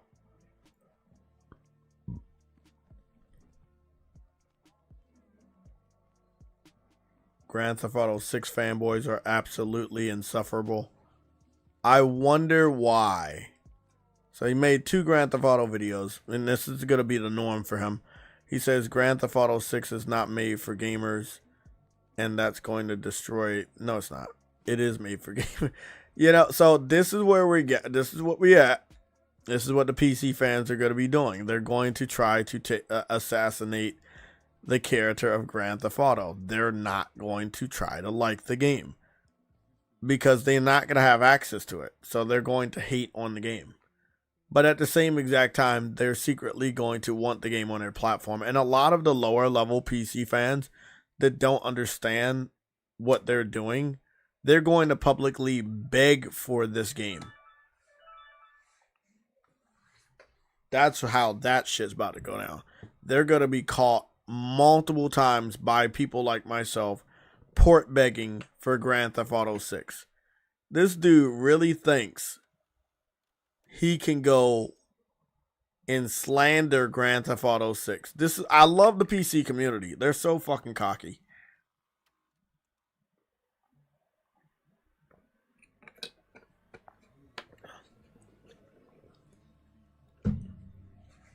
So we just went to 2 PC fans channels. Both of them are nothing but haters. One is hating on Nintendo and everything they do. This person's now going to be hating on everything. Now look at his videos. Joe from Seattle, I can debate you anytime and completely destroy you. Let's look at his last 2 videos. He's hating on Grand Theft Auto, and before that he started hating on Soros. Like, I find it really funny that it's pretty obvious that you're a PC fan and that you're bothered by 2 games over the last 5 days that are not coming to your platform of choice. I love when developers don't bring games to PC. That's when we can see the true colors of the PC port begging community.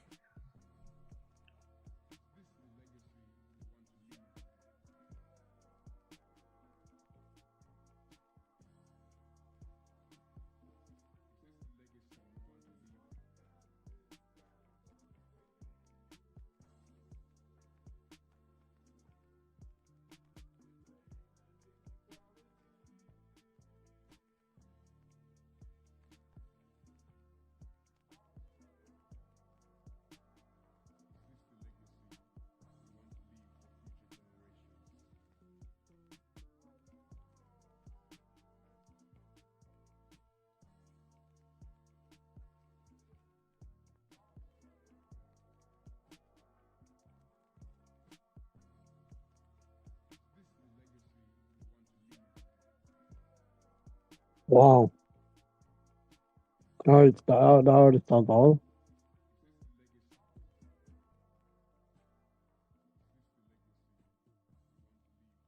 What? They said 3 years, right? Across 3 years. Yeah, the first game took across 3 years to come to the PC platform. Yeah. 570 plus days. Okay, never mind. So it came out in 2013, right? On PS3. And then it came out on PC in 2015. So across 3 different years, they had to wait. Pretty fucking long time when it's the biggest game, in the world. And that was just Grand Theft Auto 5. Imagine how Grand Theft Auto 6 could be with the creation of TikTok and that type of content floating around. It's about to be crazy.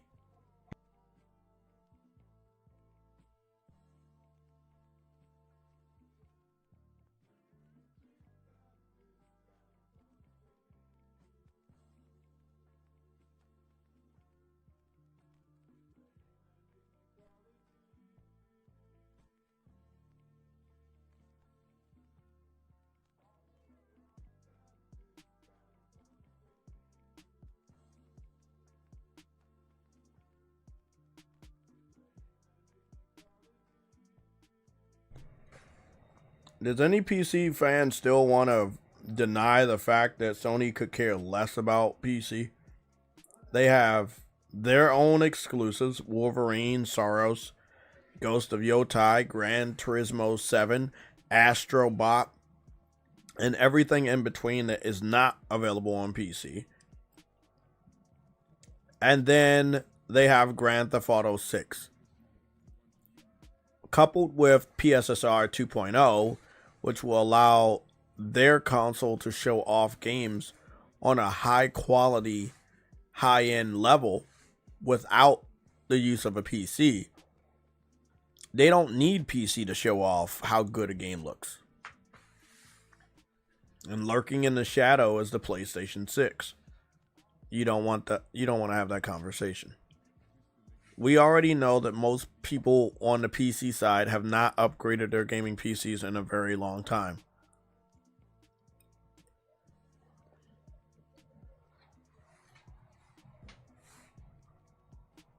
I just want to ask a random question.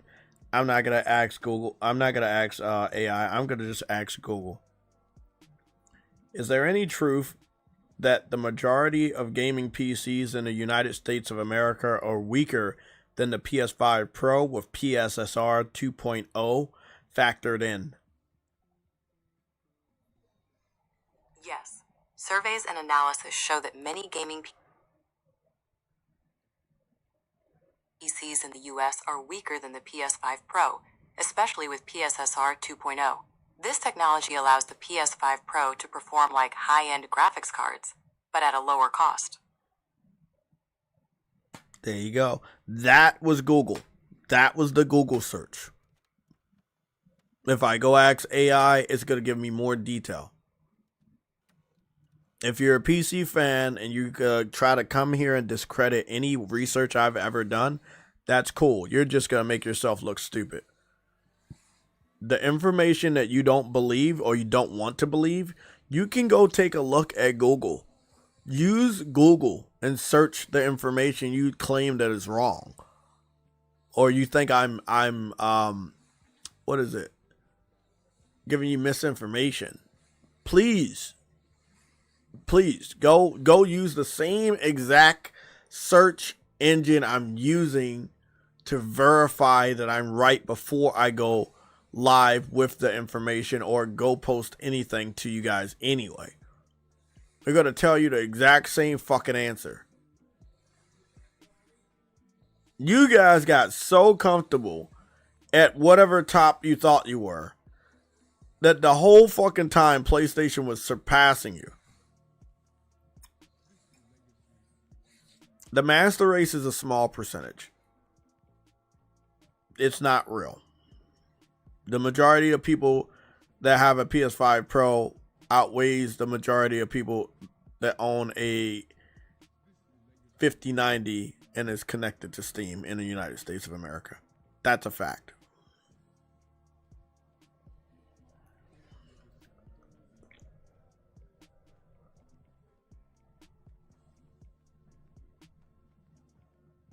What's going on, Stardust?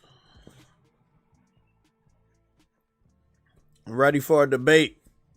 Who want the smoke?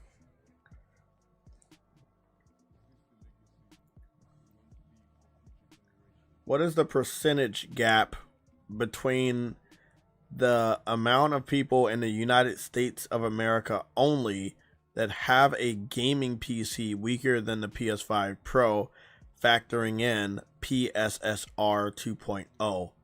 And also give me the percentage gap of the gaming PC owners that have a gaming PC that is more powerful than a PS5 Pro, factoring in PSSR 2.0, using the data points from the Steam data, seeing as though today's date is May 10th, 2026. You should have more than enough Steam data this year to give us a brand new percentage milestone. Let's see how this works. As of May 10th, 2026, the Steam hardware survey data highlights a significant shift in the PC landscape following the full rollout of the RTX 50 series and AMD's RX 9000 series. To determine these percentages, we have to establish the PS5 Pro performance floor. Analysts generally place the PS5 Pro's raw rasterization and ray tracing (RT) capabilities when boosted by PSSR 2.0 as roughly equivalent to an RTX 3080 4070ths or an AMD RX 7700 XT, 7800 XT. PSSR 2.0 is the X factor here, because it effectively bridges the gap between mid-range hardware and high-end image quality, approaching DLSS 4.5 levels. Any PC without a modern AI upscaler or equivalent raw power falls behind. 1. PCs, weaker than PS5 Pro. The Console Advantage Group. Based on the May 2026 Steam data, the vast majority of the PC market still resides in the mid to low tier. This includes the massive legacy block, GTX 1016th series, RTX 20 series, and the standard RTX 3060-4060ths, and the popular laptop chips. Percentage of Steam users, approximately 78.4%. Context. While cards like the RTX 4060 and the new RTX 5060 are highly popular, they lack the raw T-flop throughput and the specialized RT hardware found in the Pro. When you factor in PSSR2, Zero's ability to reconstruct a 4K image from a lower internal resolution with minimal artifacts, these 60-class cards cannot keep pace at 4K 60 FPS. 2. PCs, more powerful than PS5 Pro. The Enthusiast Group. This group consists of users with high-end RTX 3040th series cards, 3080 Ti and up. The new RTX 5070, 5080, 5090th block, and high-end AMD RX 7900 9000th series cards. Percentage of Steam users, approximately 21.6%. Breakdown. RTX 50 series adoption. The RTX 5070 and 5080 have seen a massive surge, now accounting for about 8.5% of the total market combined. High-end legacy. The RTX 4080 4000. Now, if we can get the number of those graphics cards connected to Steam database that are still in active production, and how many of them have sold versus how many PS5 or PS5 Pro consoles have sold in comparison to these same high-end, more powerful graphics cards, wouldn't that mean that there are more PS5 and PS5 Pro consoles selling versus the high-end RTX 5090, 5080 graphics cards in the United States of America only, when looking at the Steam database as a cross-reference? We get into the real answer.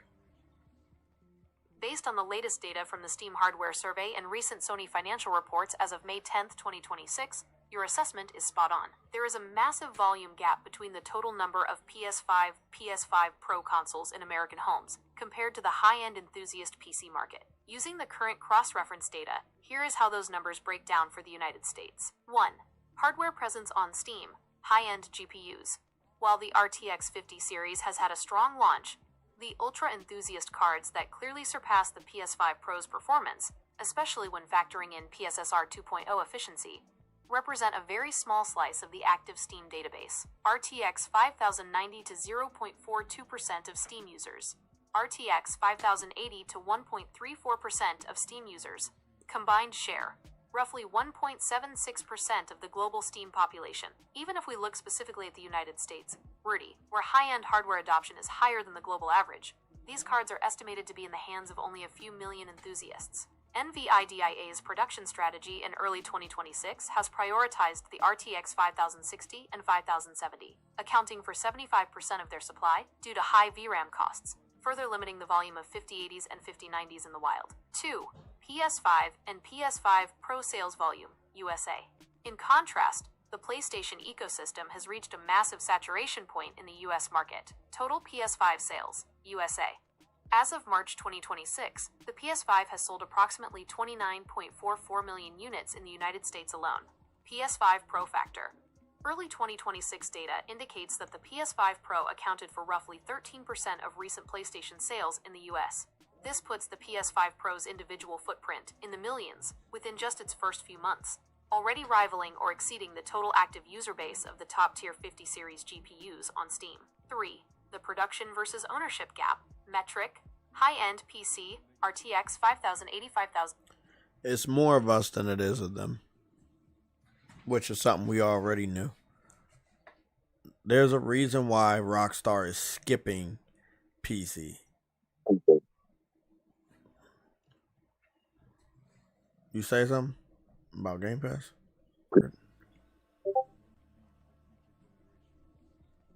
Hey, Truity, did I bug out?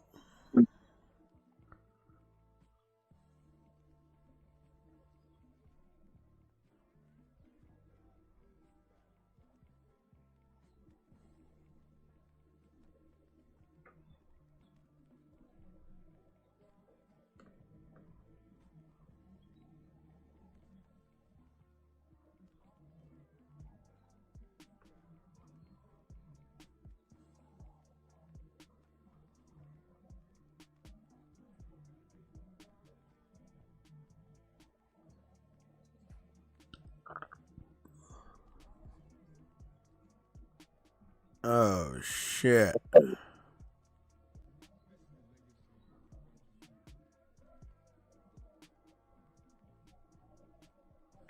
Hey, are we still live, guys? If we're still alive, put L's in the chat for the PC community. If you still see the stream, put L's in the chat for the PC community, because I just got some late breaking news from what's his name? Warlock.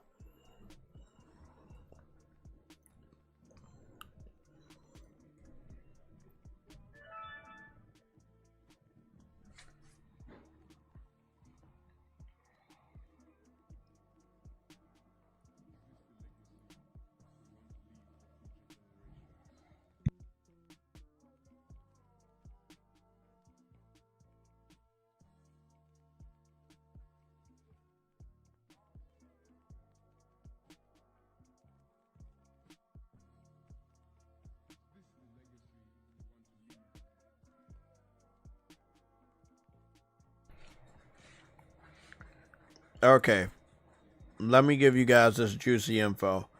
The PC community has already cracked Forza Horizon 6. They've already pirated the game. The game has been fully pirated. Shout out to Warlock. Warlock got us that confirmation today, I believe. It's coming to us from somebody confirming such on Twitter. I want to read this off to you guys and also put it in a chat.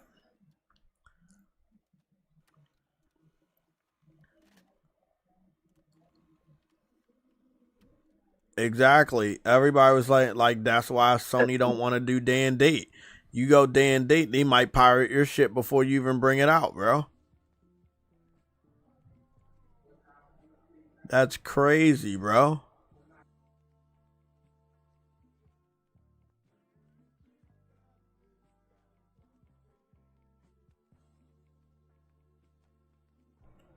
There's the link. There is the link. I'm going to read it off for you guys. True Woody, I hope you're ready for this.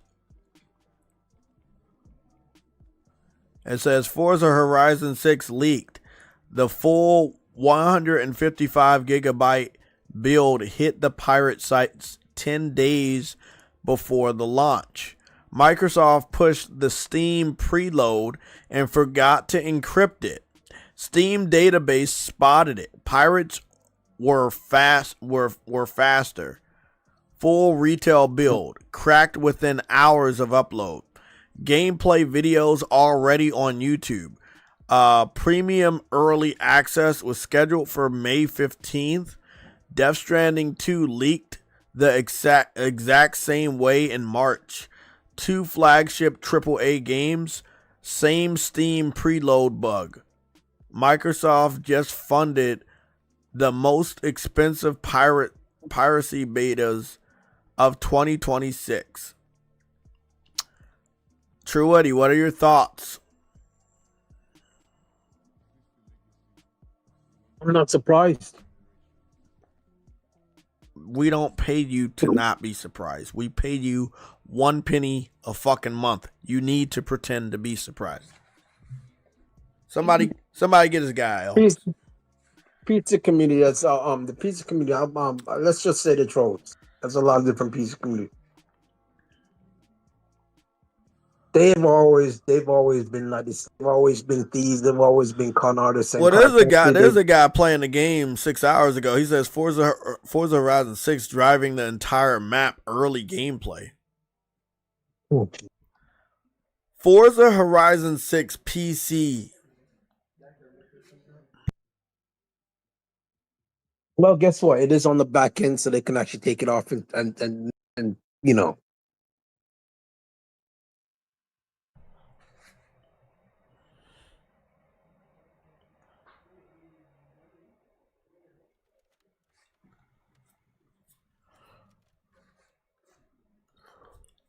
A lot of these are content creators.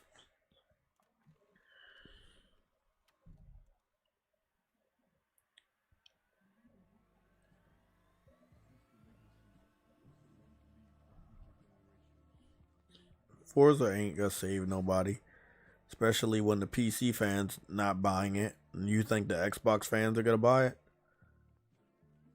Microsoft could be stuck waiting again to re-release the game for PlayStation to make the real money. So you're bringing out a game that's not gonna make no money for the next 3 to 4 months, depending on how long it takes you to put it on PlayStation. All that money, all them resources, and they act like they don't have money, and they act like they don't have resources.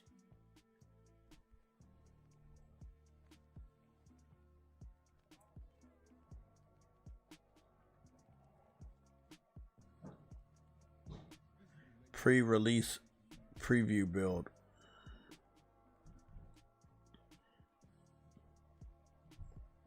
Reminds me of that other Tokyo game I was just playing. Remember I told you about it? The indie one? Similar. Obviously, it's more polished.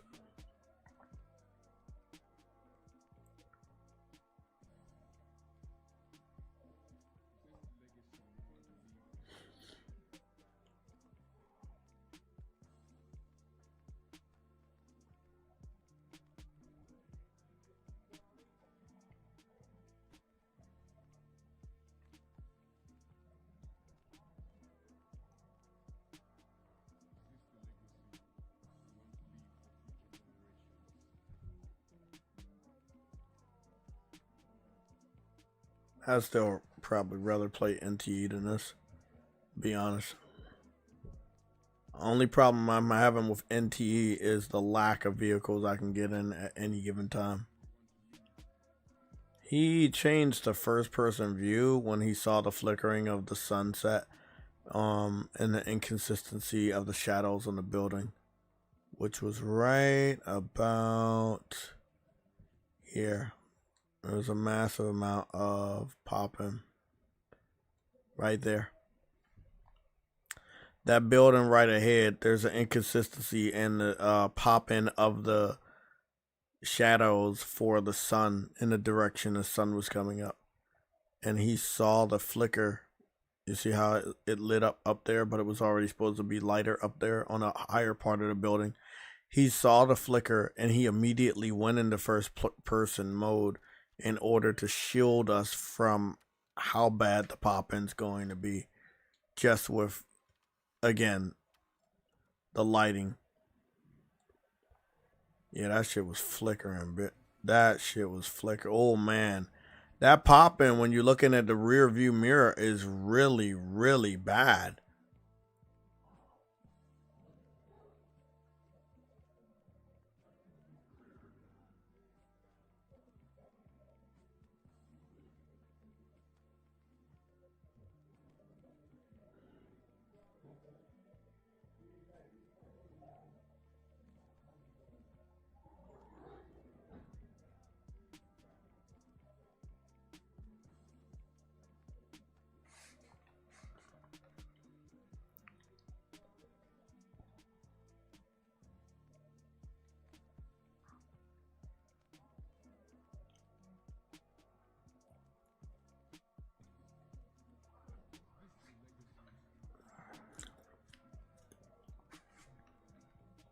just trying to see if there's anything we're missing.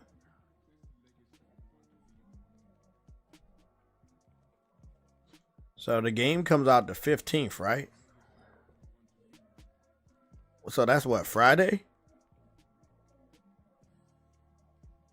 Oh, yeah. That's the pattern. True Eddie, that's the pattern we were waiting for. That was the other thing that happens this week. This game comes out this week.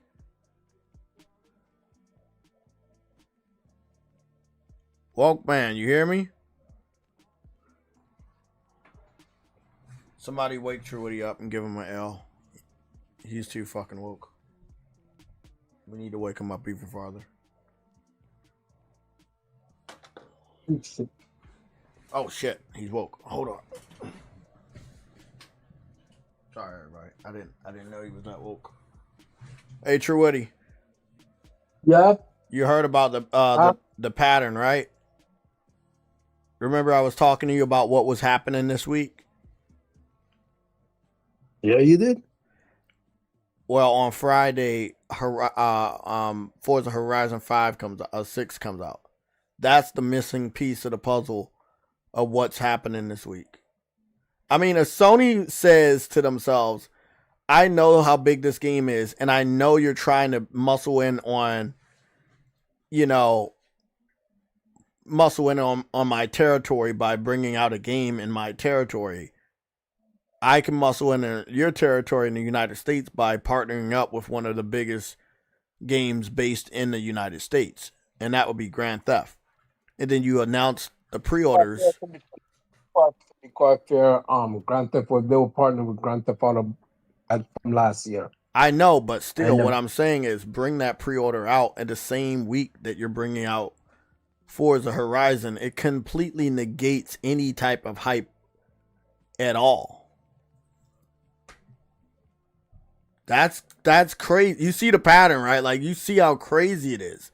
We were talking about this off air, and I couldn't put my finger on there was something else that's happening this week. I could not put my finger on it. I'm sorry.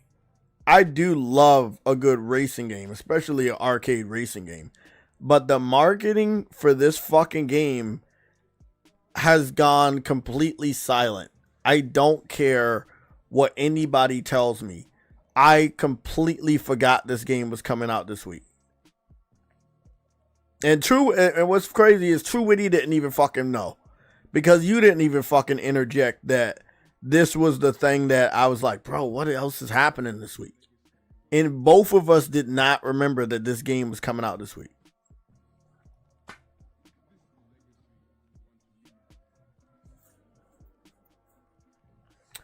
When it comes to PlayStation 5, depending on if they use PSSR 2.0 or not, I'll make the decision if I get it faster or if I get it slower.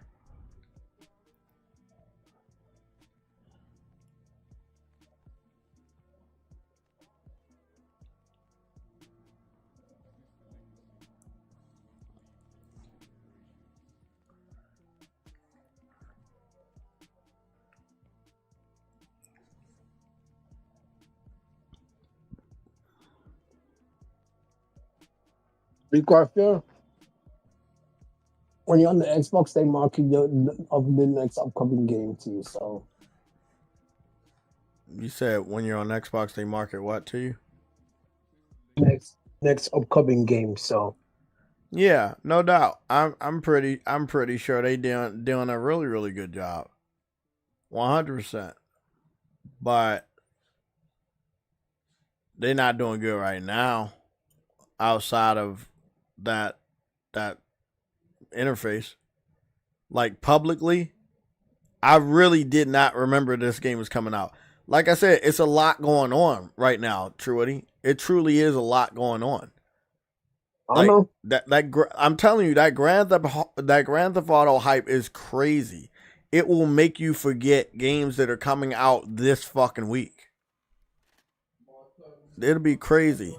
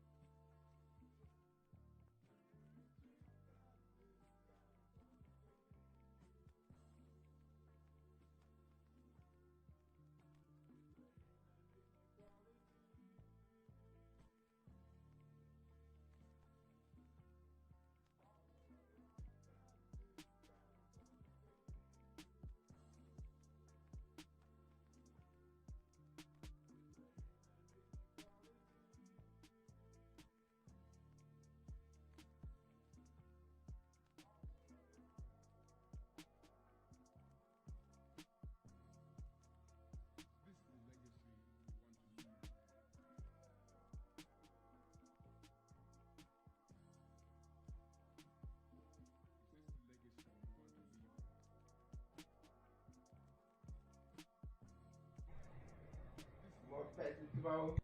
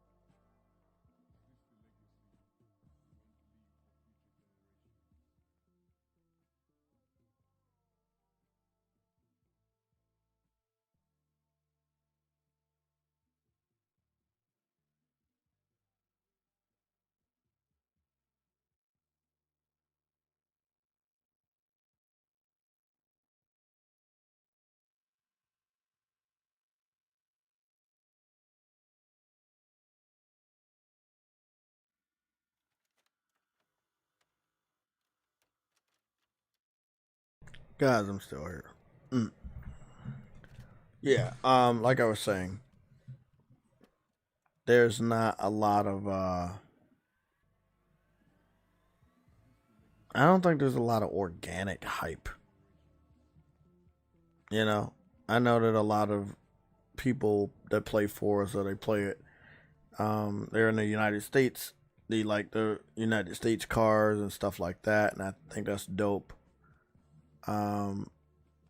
This game's could be based in Japan, but it will have a lot of United States cars. It will have a lot of Japanese cars that everybody knows anyway.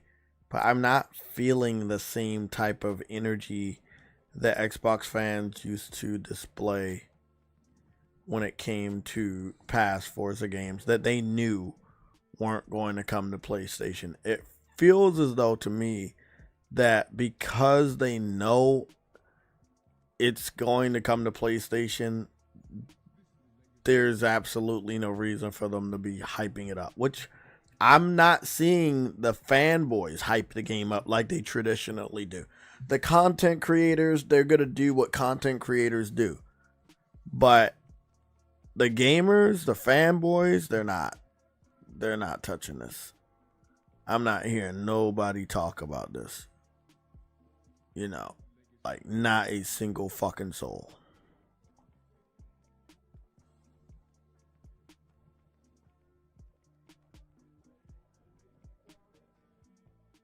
Nice. I'm trying to remember when my next stream for Soros is gonna be, but it should be pretty soon. I'm off this Thursday and Friday, but I really want to I need to get a haircut for real, man.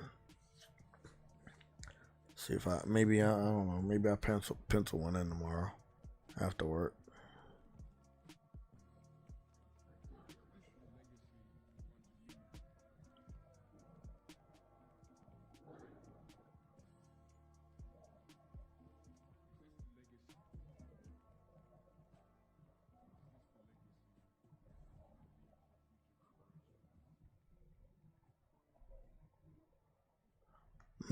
Yeah.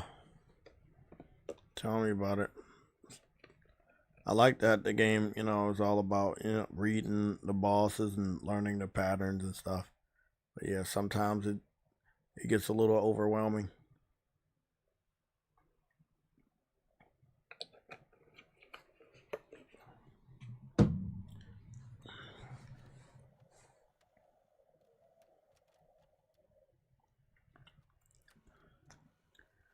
Guys, it is officially 8 o'clock.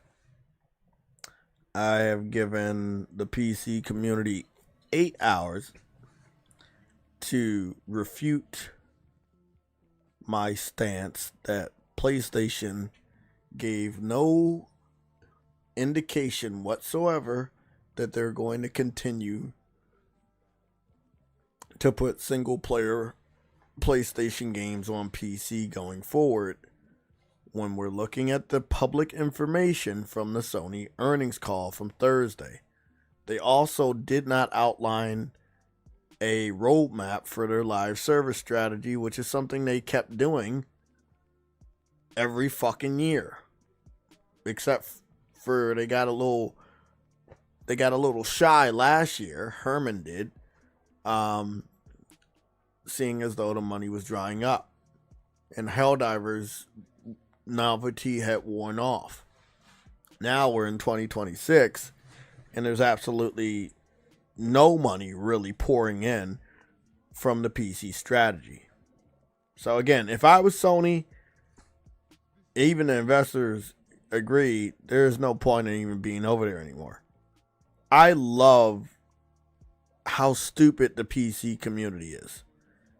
It's a simple test and they failed it. They were always going to fail it because they don't believe in buying anything. Everybody, it's been real.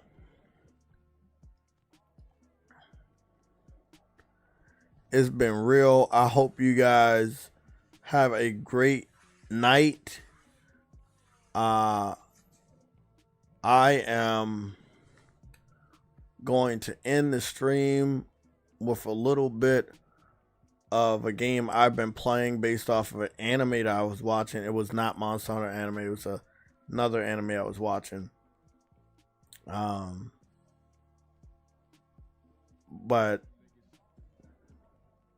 I don't know. I was watching that anime and this made me think about Monster Hunter, so I was playing it over the last 2 days.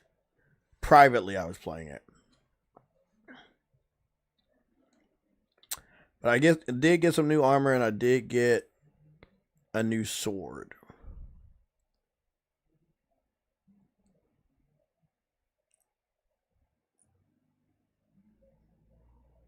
I did get new armor and I got a new sword. Why don't I have my new sword equipped? That's weird. Didn't I buy a new sword?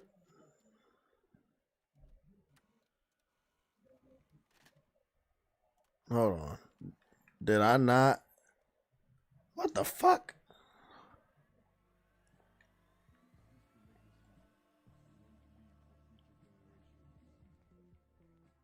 I was about to say, I was like, bro, where the fuck is my new sword at?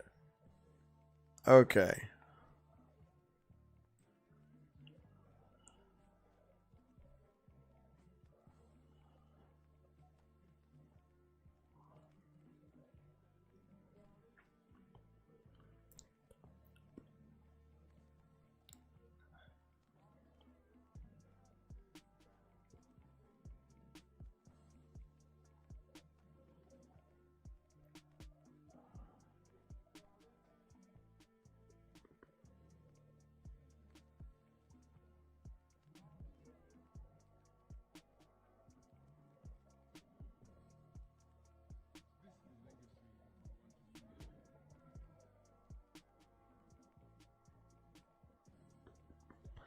I want to see what this fucking sword gonna do.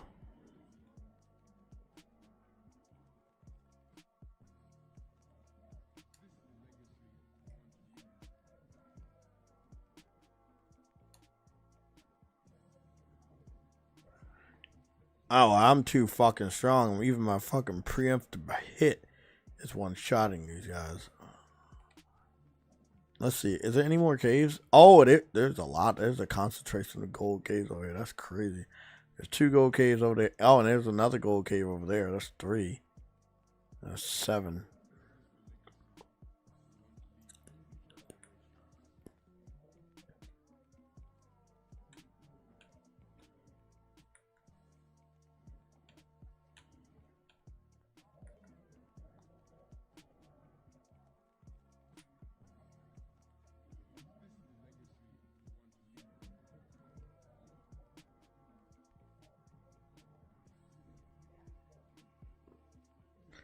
Let's just hit up these 4 for some.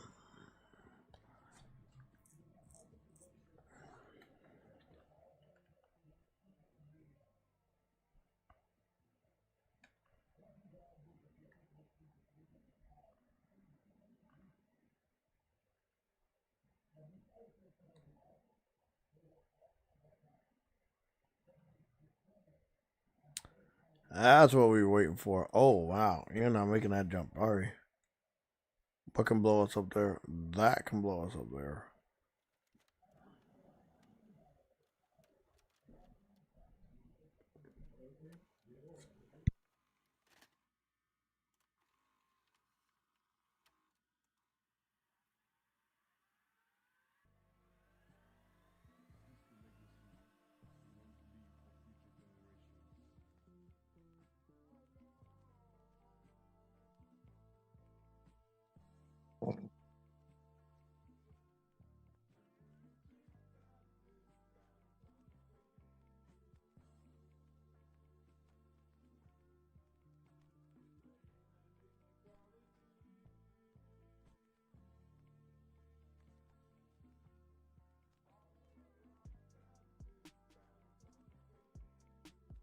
I'm gonna need my fucking dragon for this.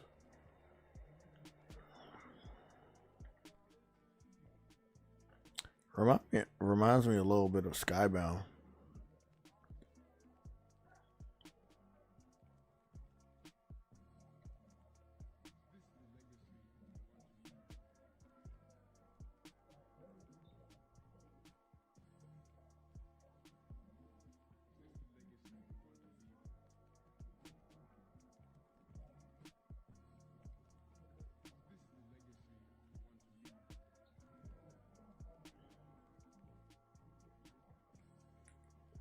Oh yeah, I gotta get the fuck up. Oh shit.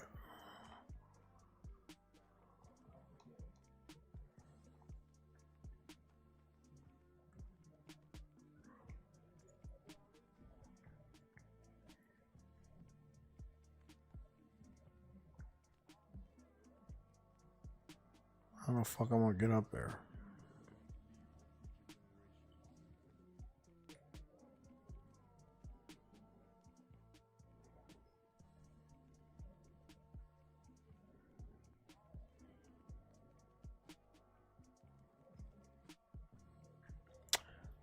Didn't know I could climb.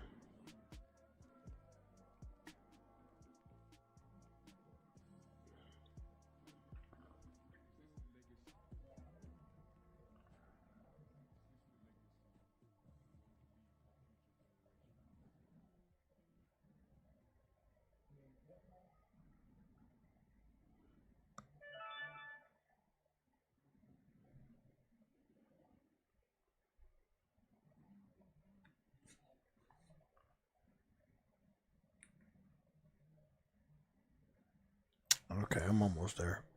Oh, also, what's up with my Elgato?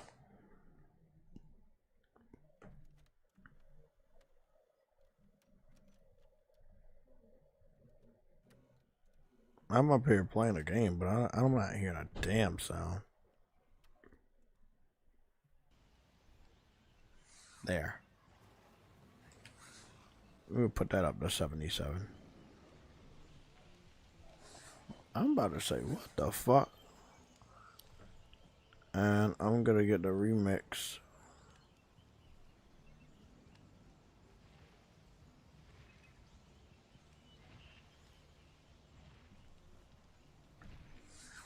We gotta mute that remix.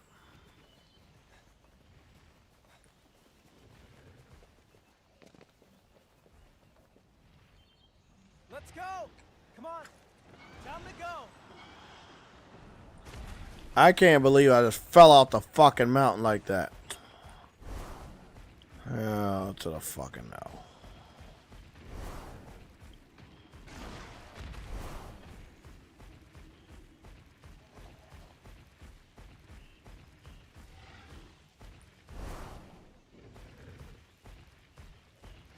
Oh, there's entrance.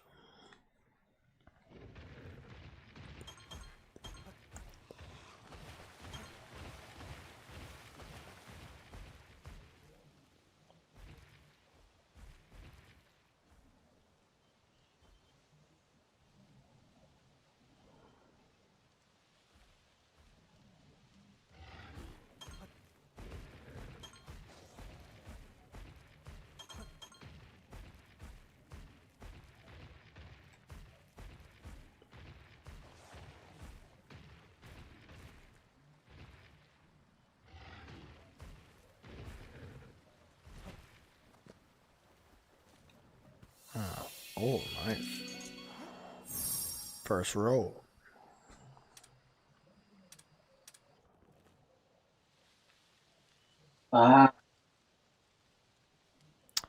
Look at this piece of shit.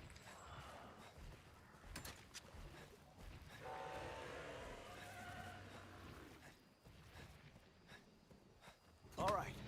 What's that now? Go. Yeah, What's bitch. saying now? Give you 100 damage, 1,000 damage. You say what? What you playing now? Monster Hunter Stories 3. There's a chance. You find your pig yet? I found a lot of pigs.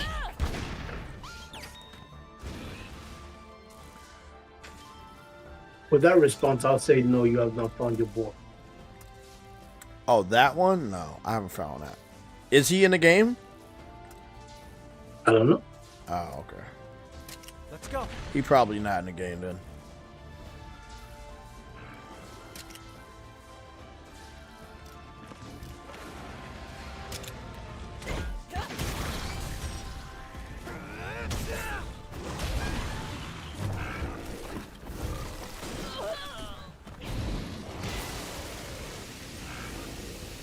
Missed.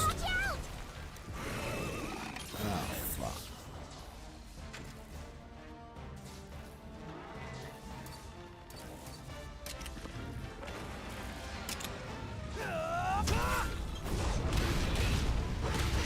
Get him.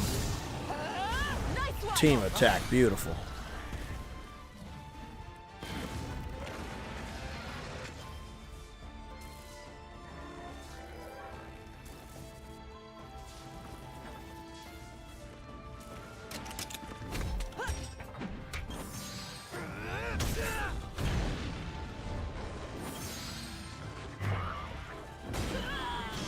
She's dead.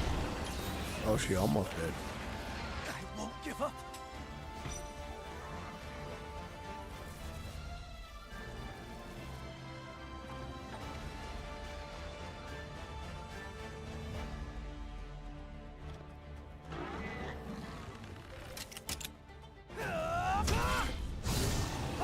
Another team attack.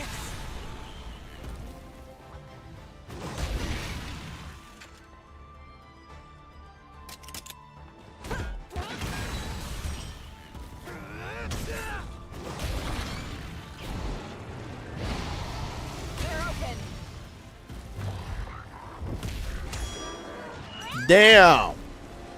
Damn. One shot hit. Oh my god, really? What the fuck? I can't even ride my fucking monster. Fuck you.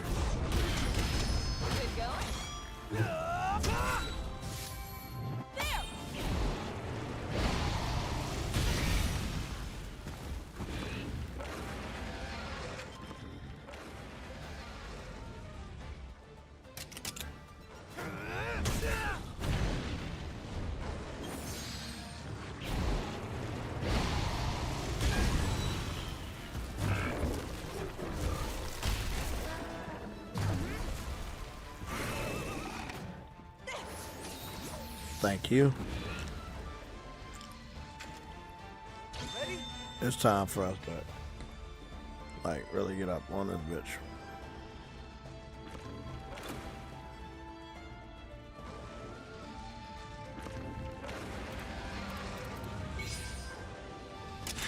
Cora, come on. Let's knock it out. Tell me this shit don't look fucking cool. All right, over there. Yeah.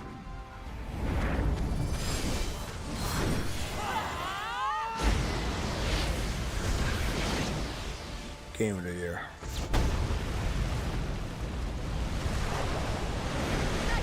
Hope so. See what we can do.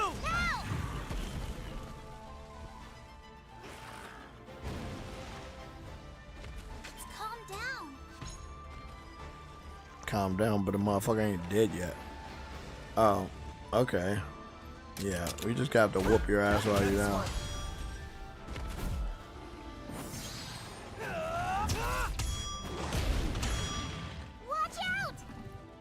He's still not dead. Fucking sponge.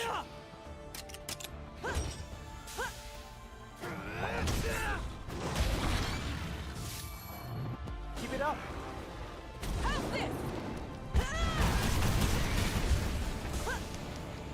Damn.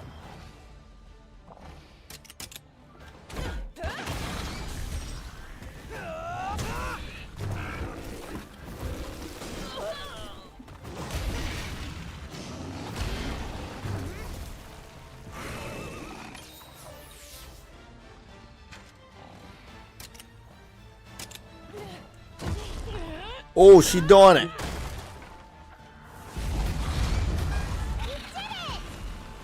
Oh, she did that shit by herself too. Good shit. She probably got tired of the fucking battle lasting that long. Oh, look at that. Everybody leveled up off that one. Good shit.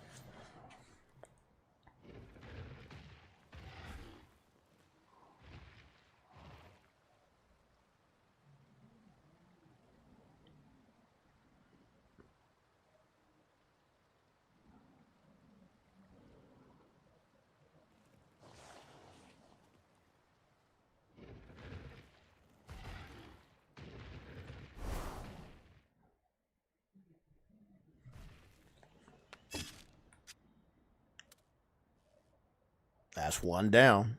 We got those three over there.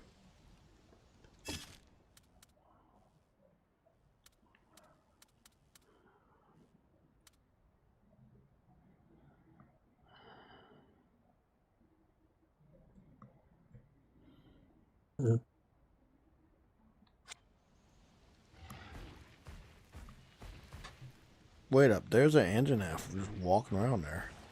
What the fuck? Yeah, and I'm not supposed to approach it because true what he said is too difficult for me to fight. Oh, damn it.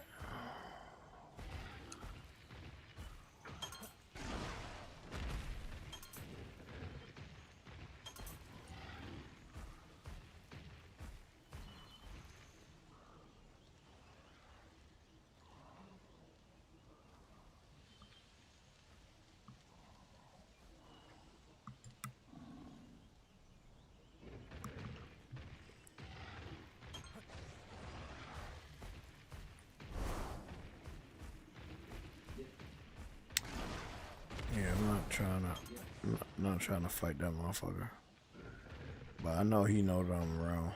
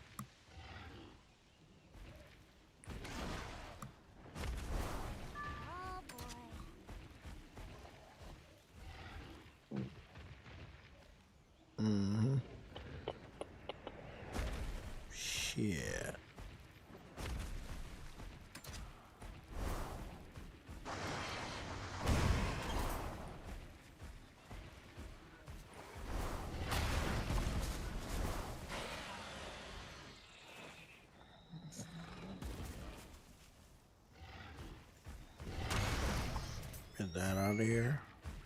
I'm just a bully at this point.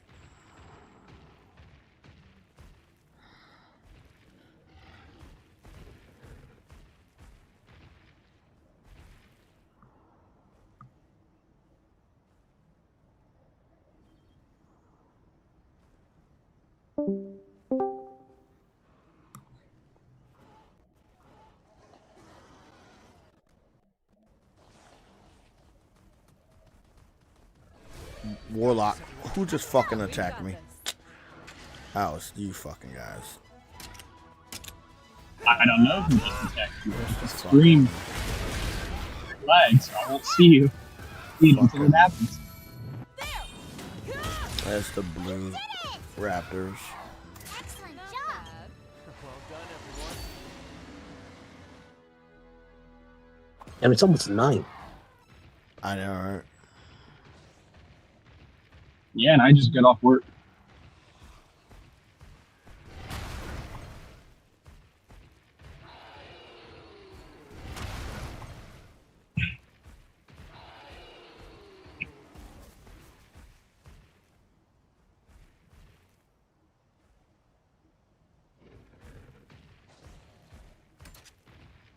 Wait, Sick changed his logo. I didn't even realize that was him streaming. He changed his logo like a long time ago. Yeah, I don't know. Huh? He keeps changing his logo. I didn't realize he was live. I didn't recognize it.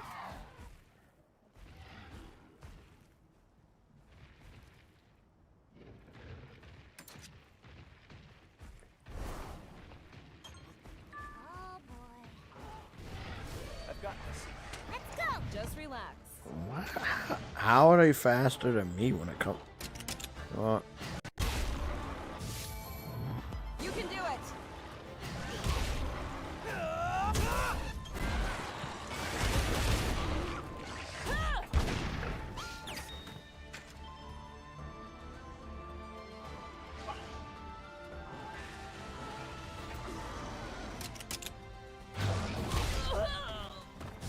Damn, that hurt. All right. Amazing. Now. You did it. Watch out.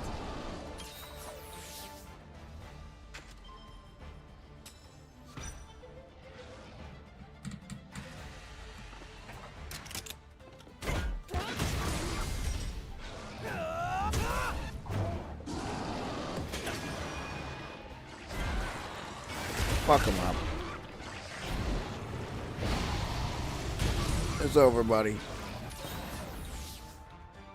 Keep it up. Oh, this video is funny.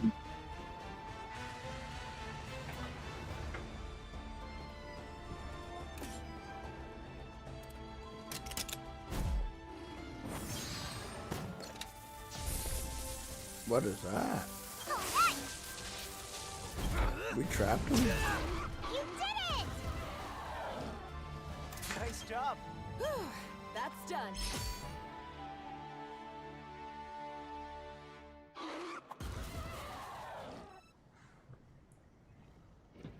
Almost halfway to level 26 again.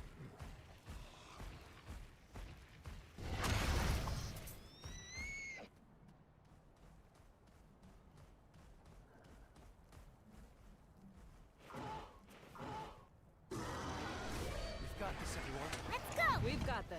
I turned around and there's fucking these blue fuckers again. They seem to really want to get their ass whooped. All right.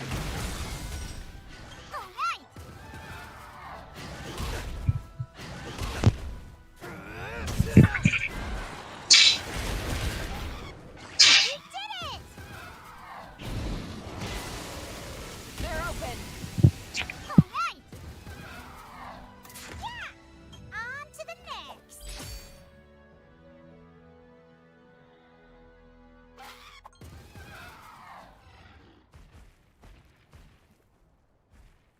Oh yeah, I just remember why I came in. Because over in the stock Discord that they keep talking about, what do you call it, buying Take-Two and stuff. It's like GTA has been. People are guessing on the poly market that it's 80% confirmed for this year that it won't get delayed, and it's like, yeah, no shit. Like, no shit, guys.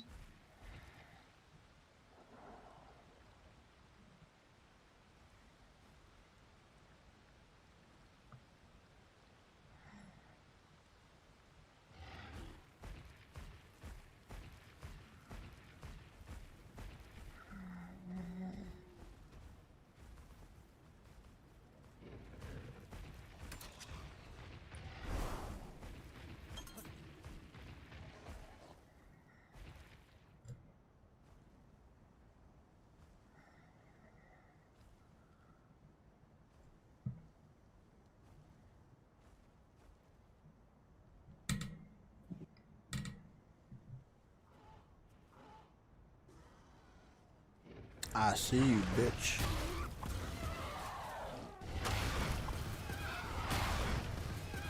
Yeah, fuck out of here.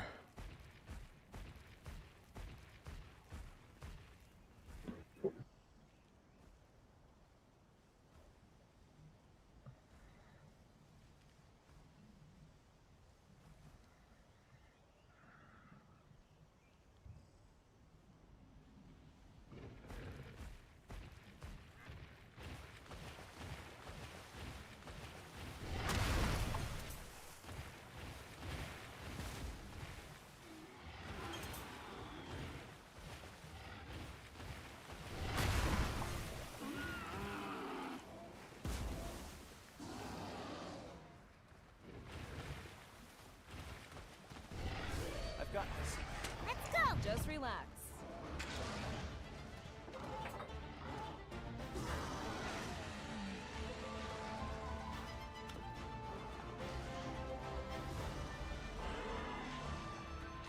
They're about to try to kill me. I see what they're doing. Somebody get taken Okay. out. Oh. Now. You did it! Let's do this.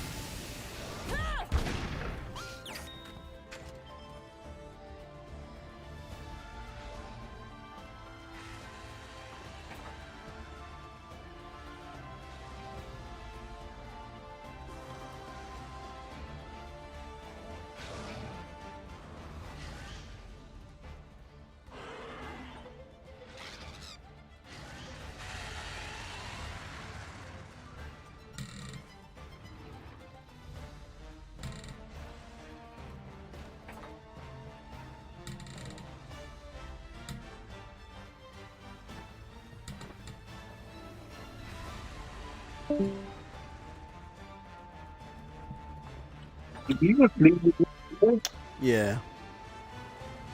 I'm gonna try to kill this motherfucker. Oh, are you live still or what? Of course I'm still alive. I'm just gonna finish this last fight and save. They ain't doing shit to me.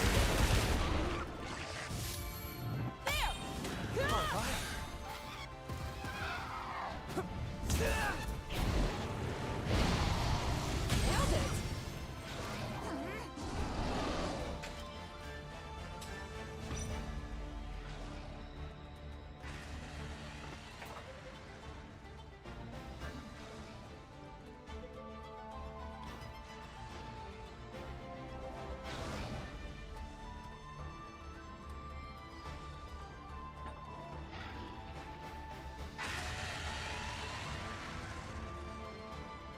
Beautiful.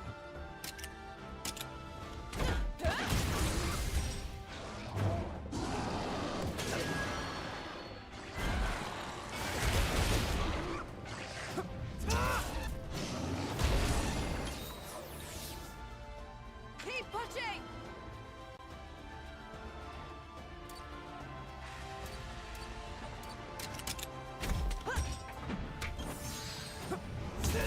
All right.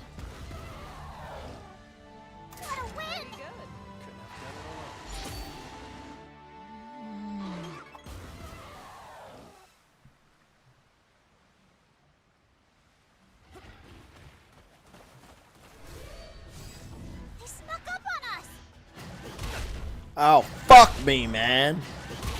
These damn raptors. I won. You did it! There.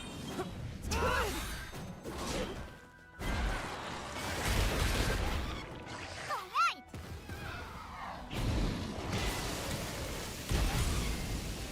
You did it! Nice job. Whew, that's done.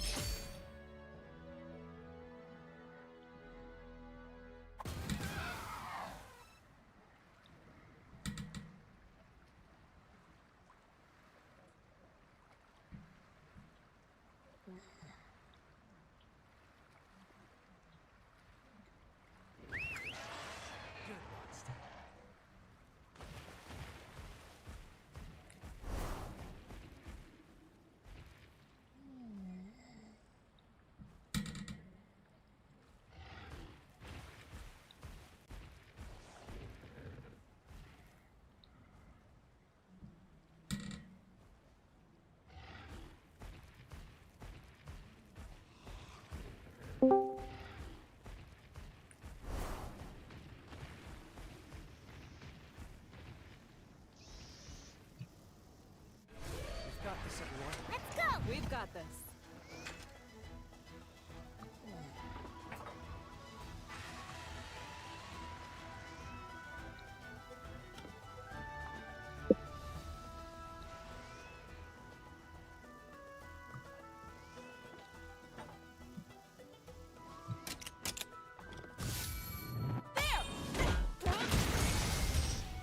All right!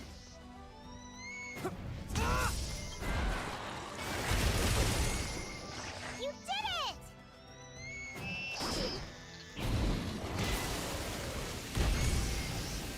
All right! Nice job.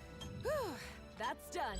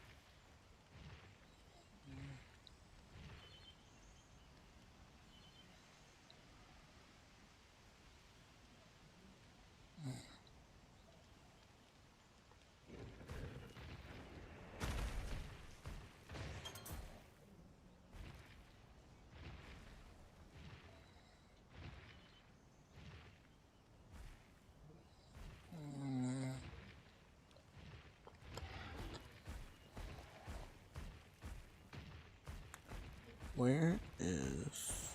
There it is.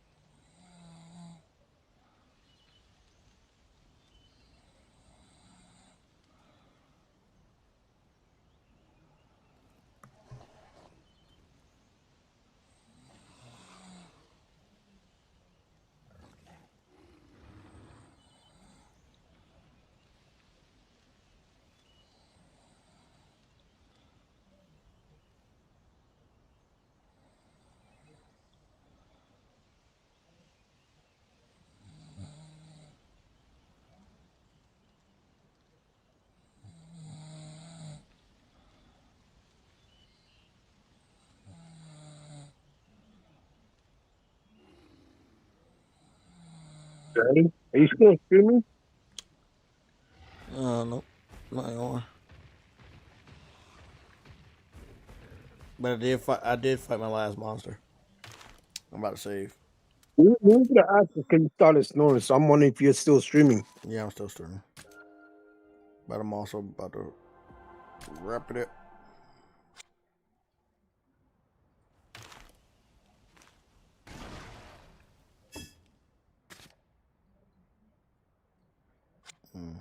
Yeah, it's gonna be a long time before I level up again.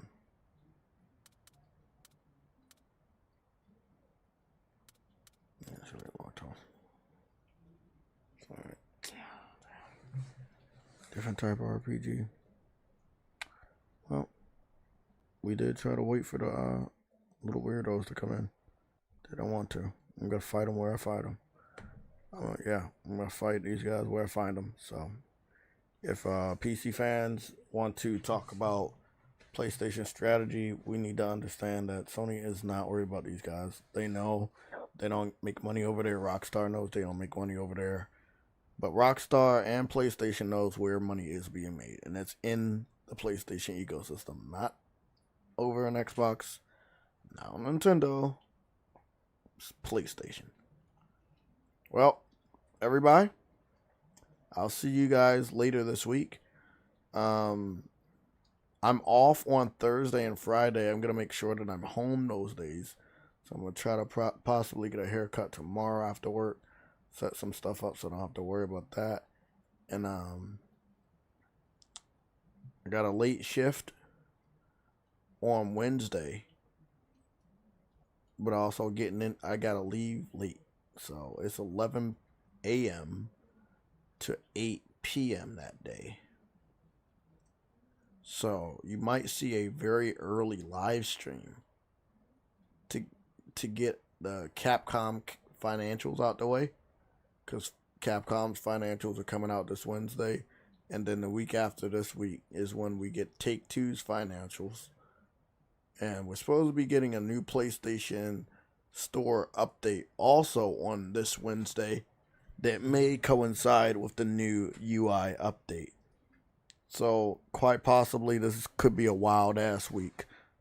I don't see a situation where PlayStation goes into this week, stays quiet, while Microsoft releases fucking Forza.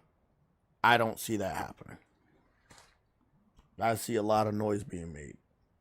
But we're going to have to see what that noise is going to be. We'll find it out together. I'll keep you guys updated.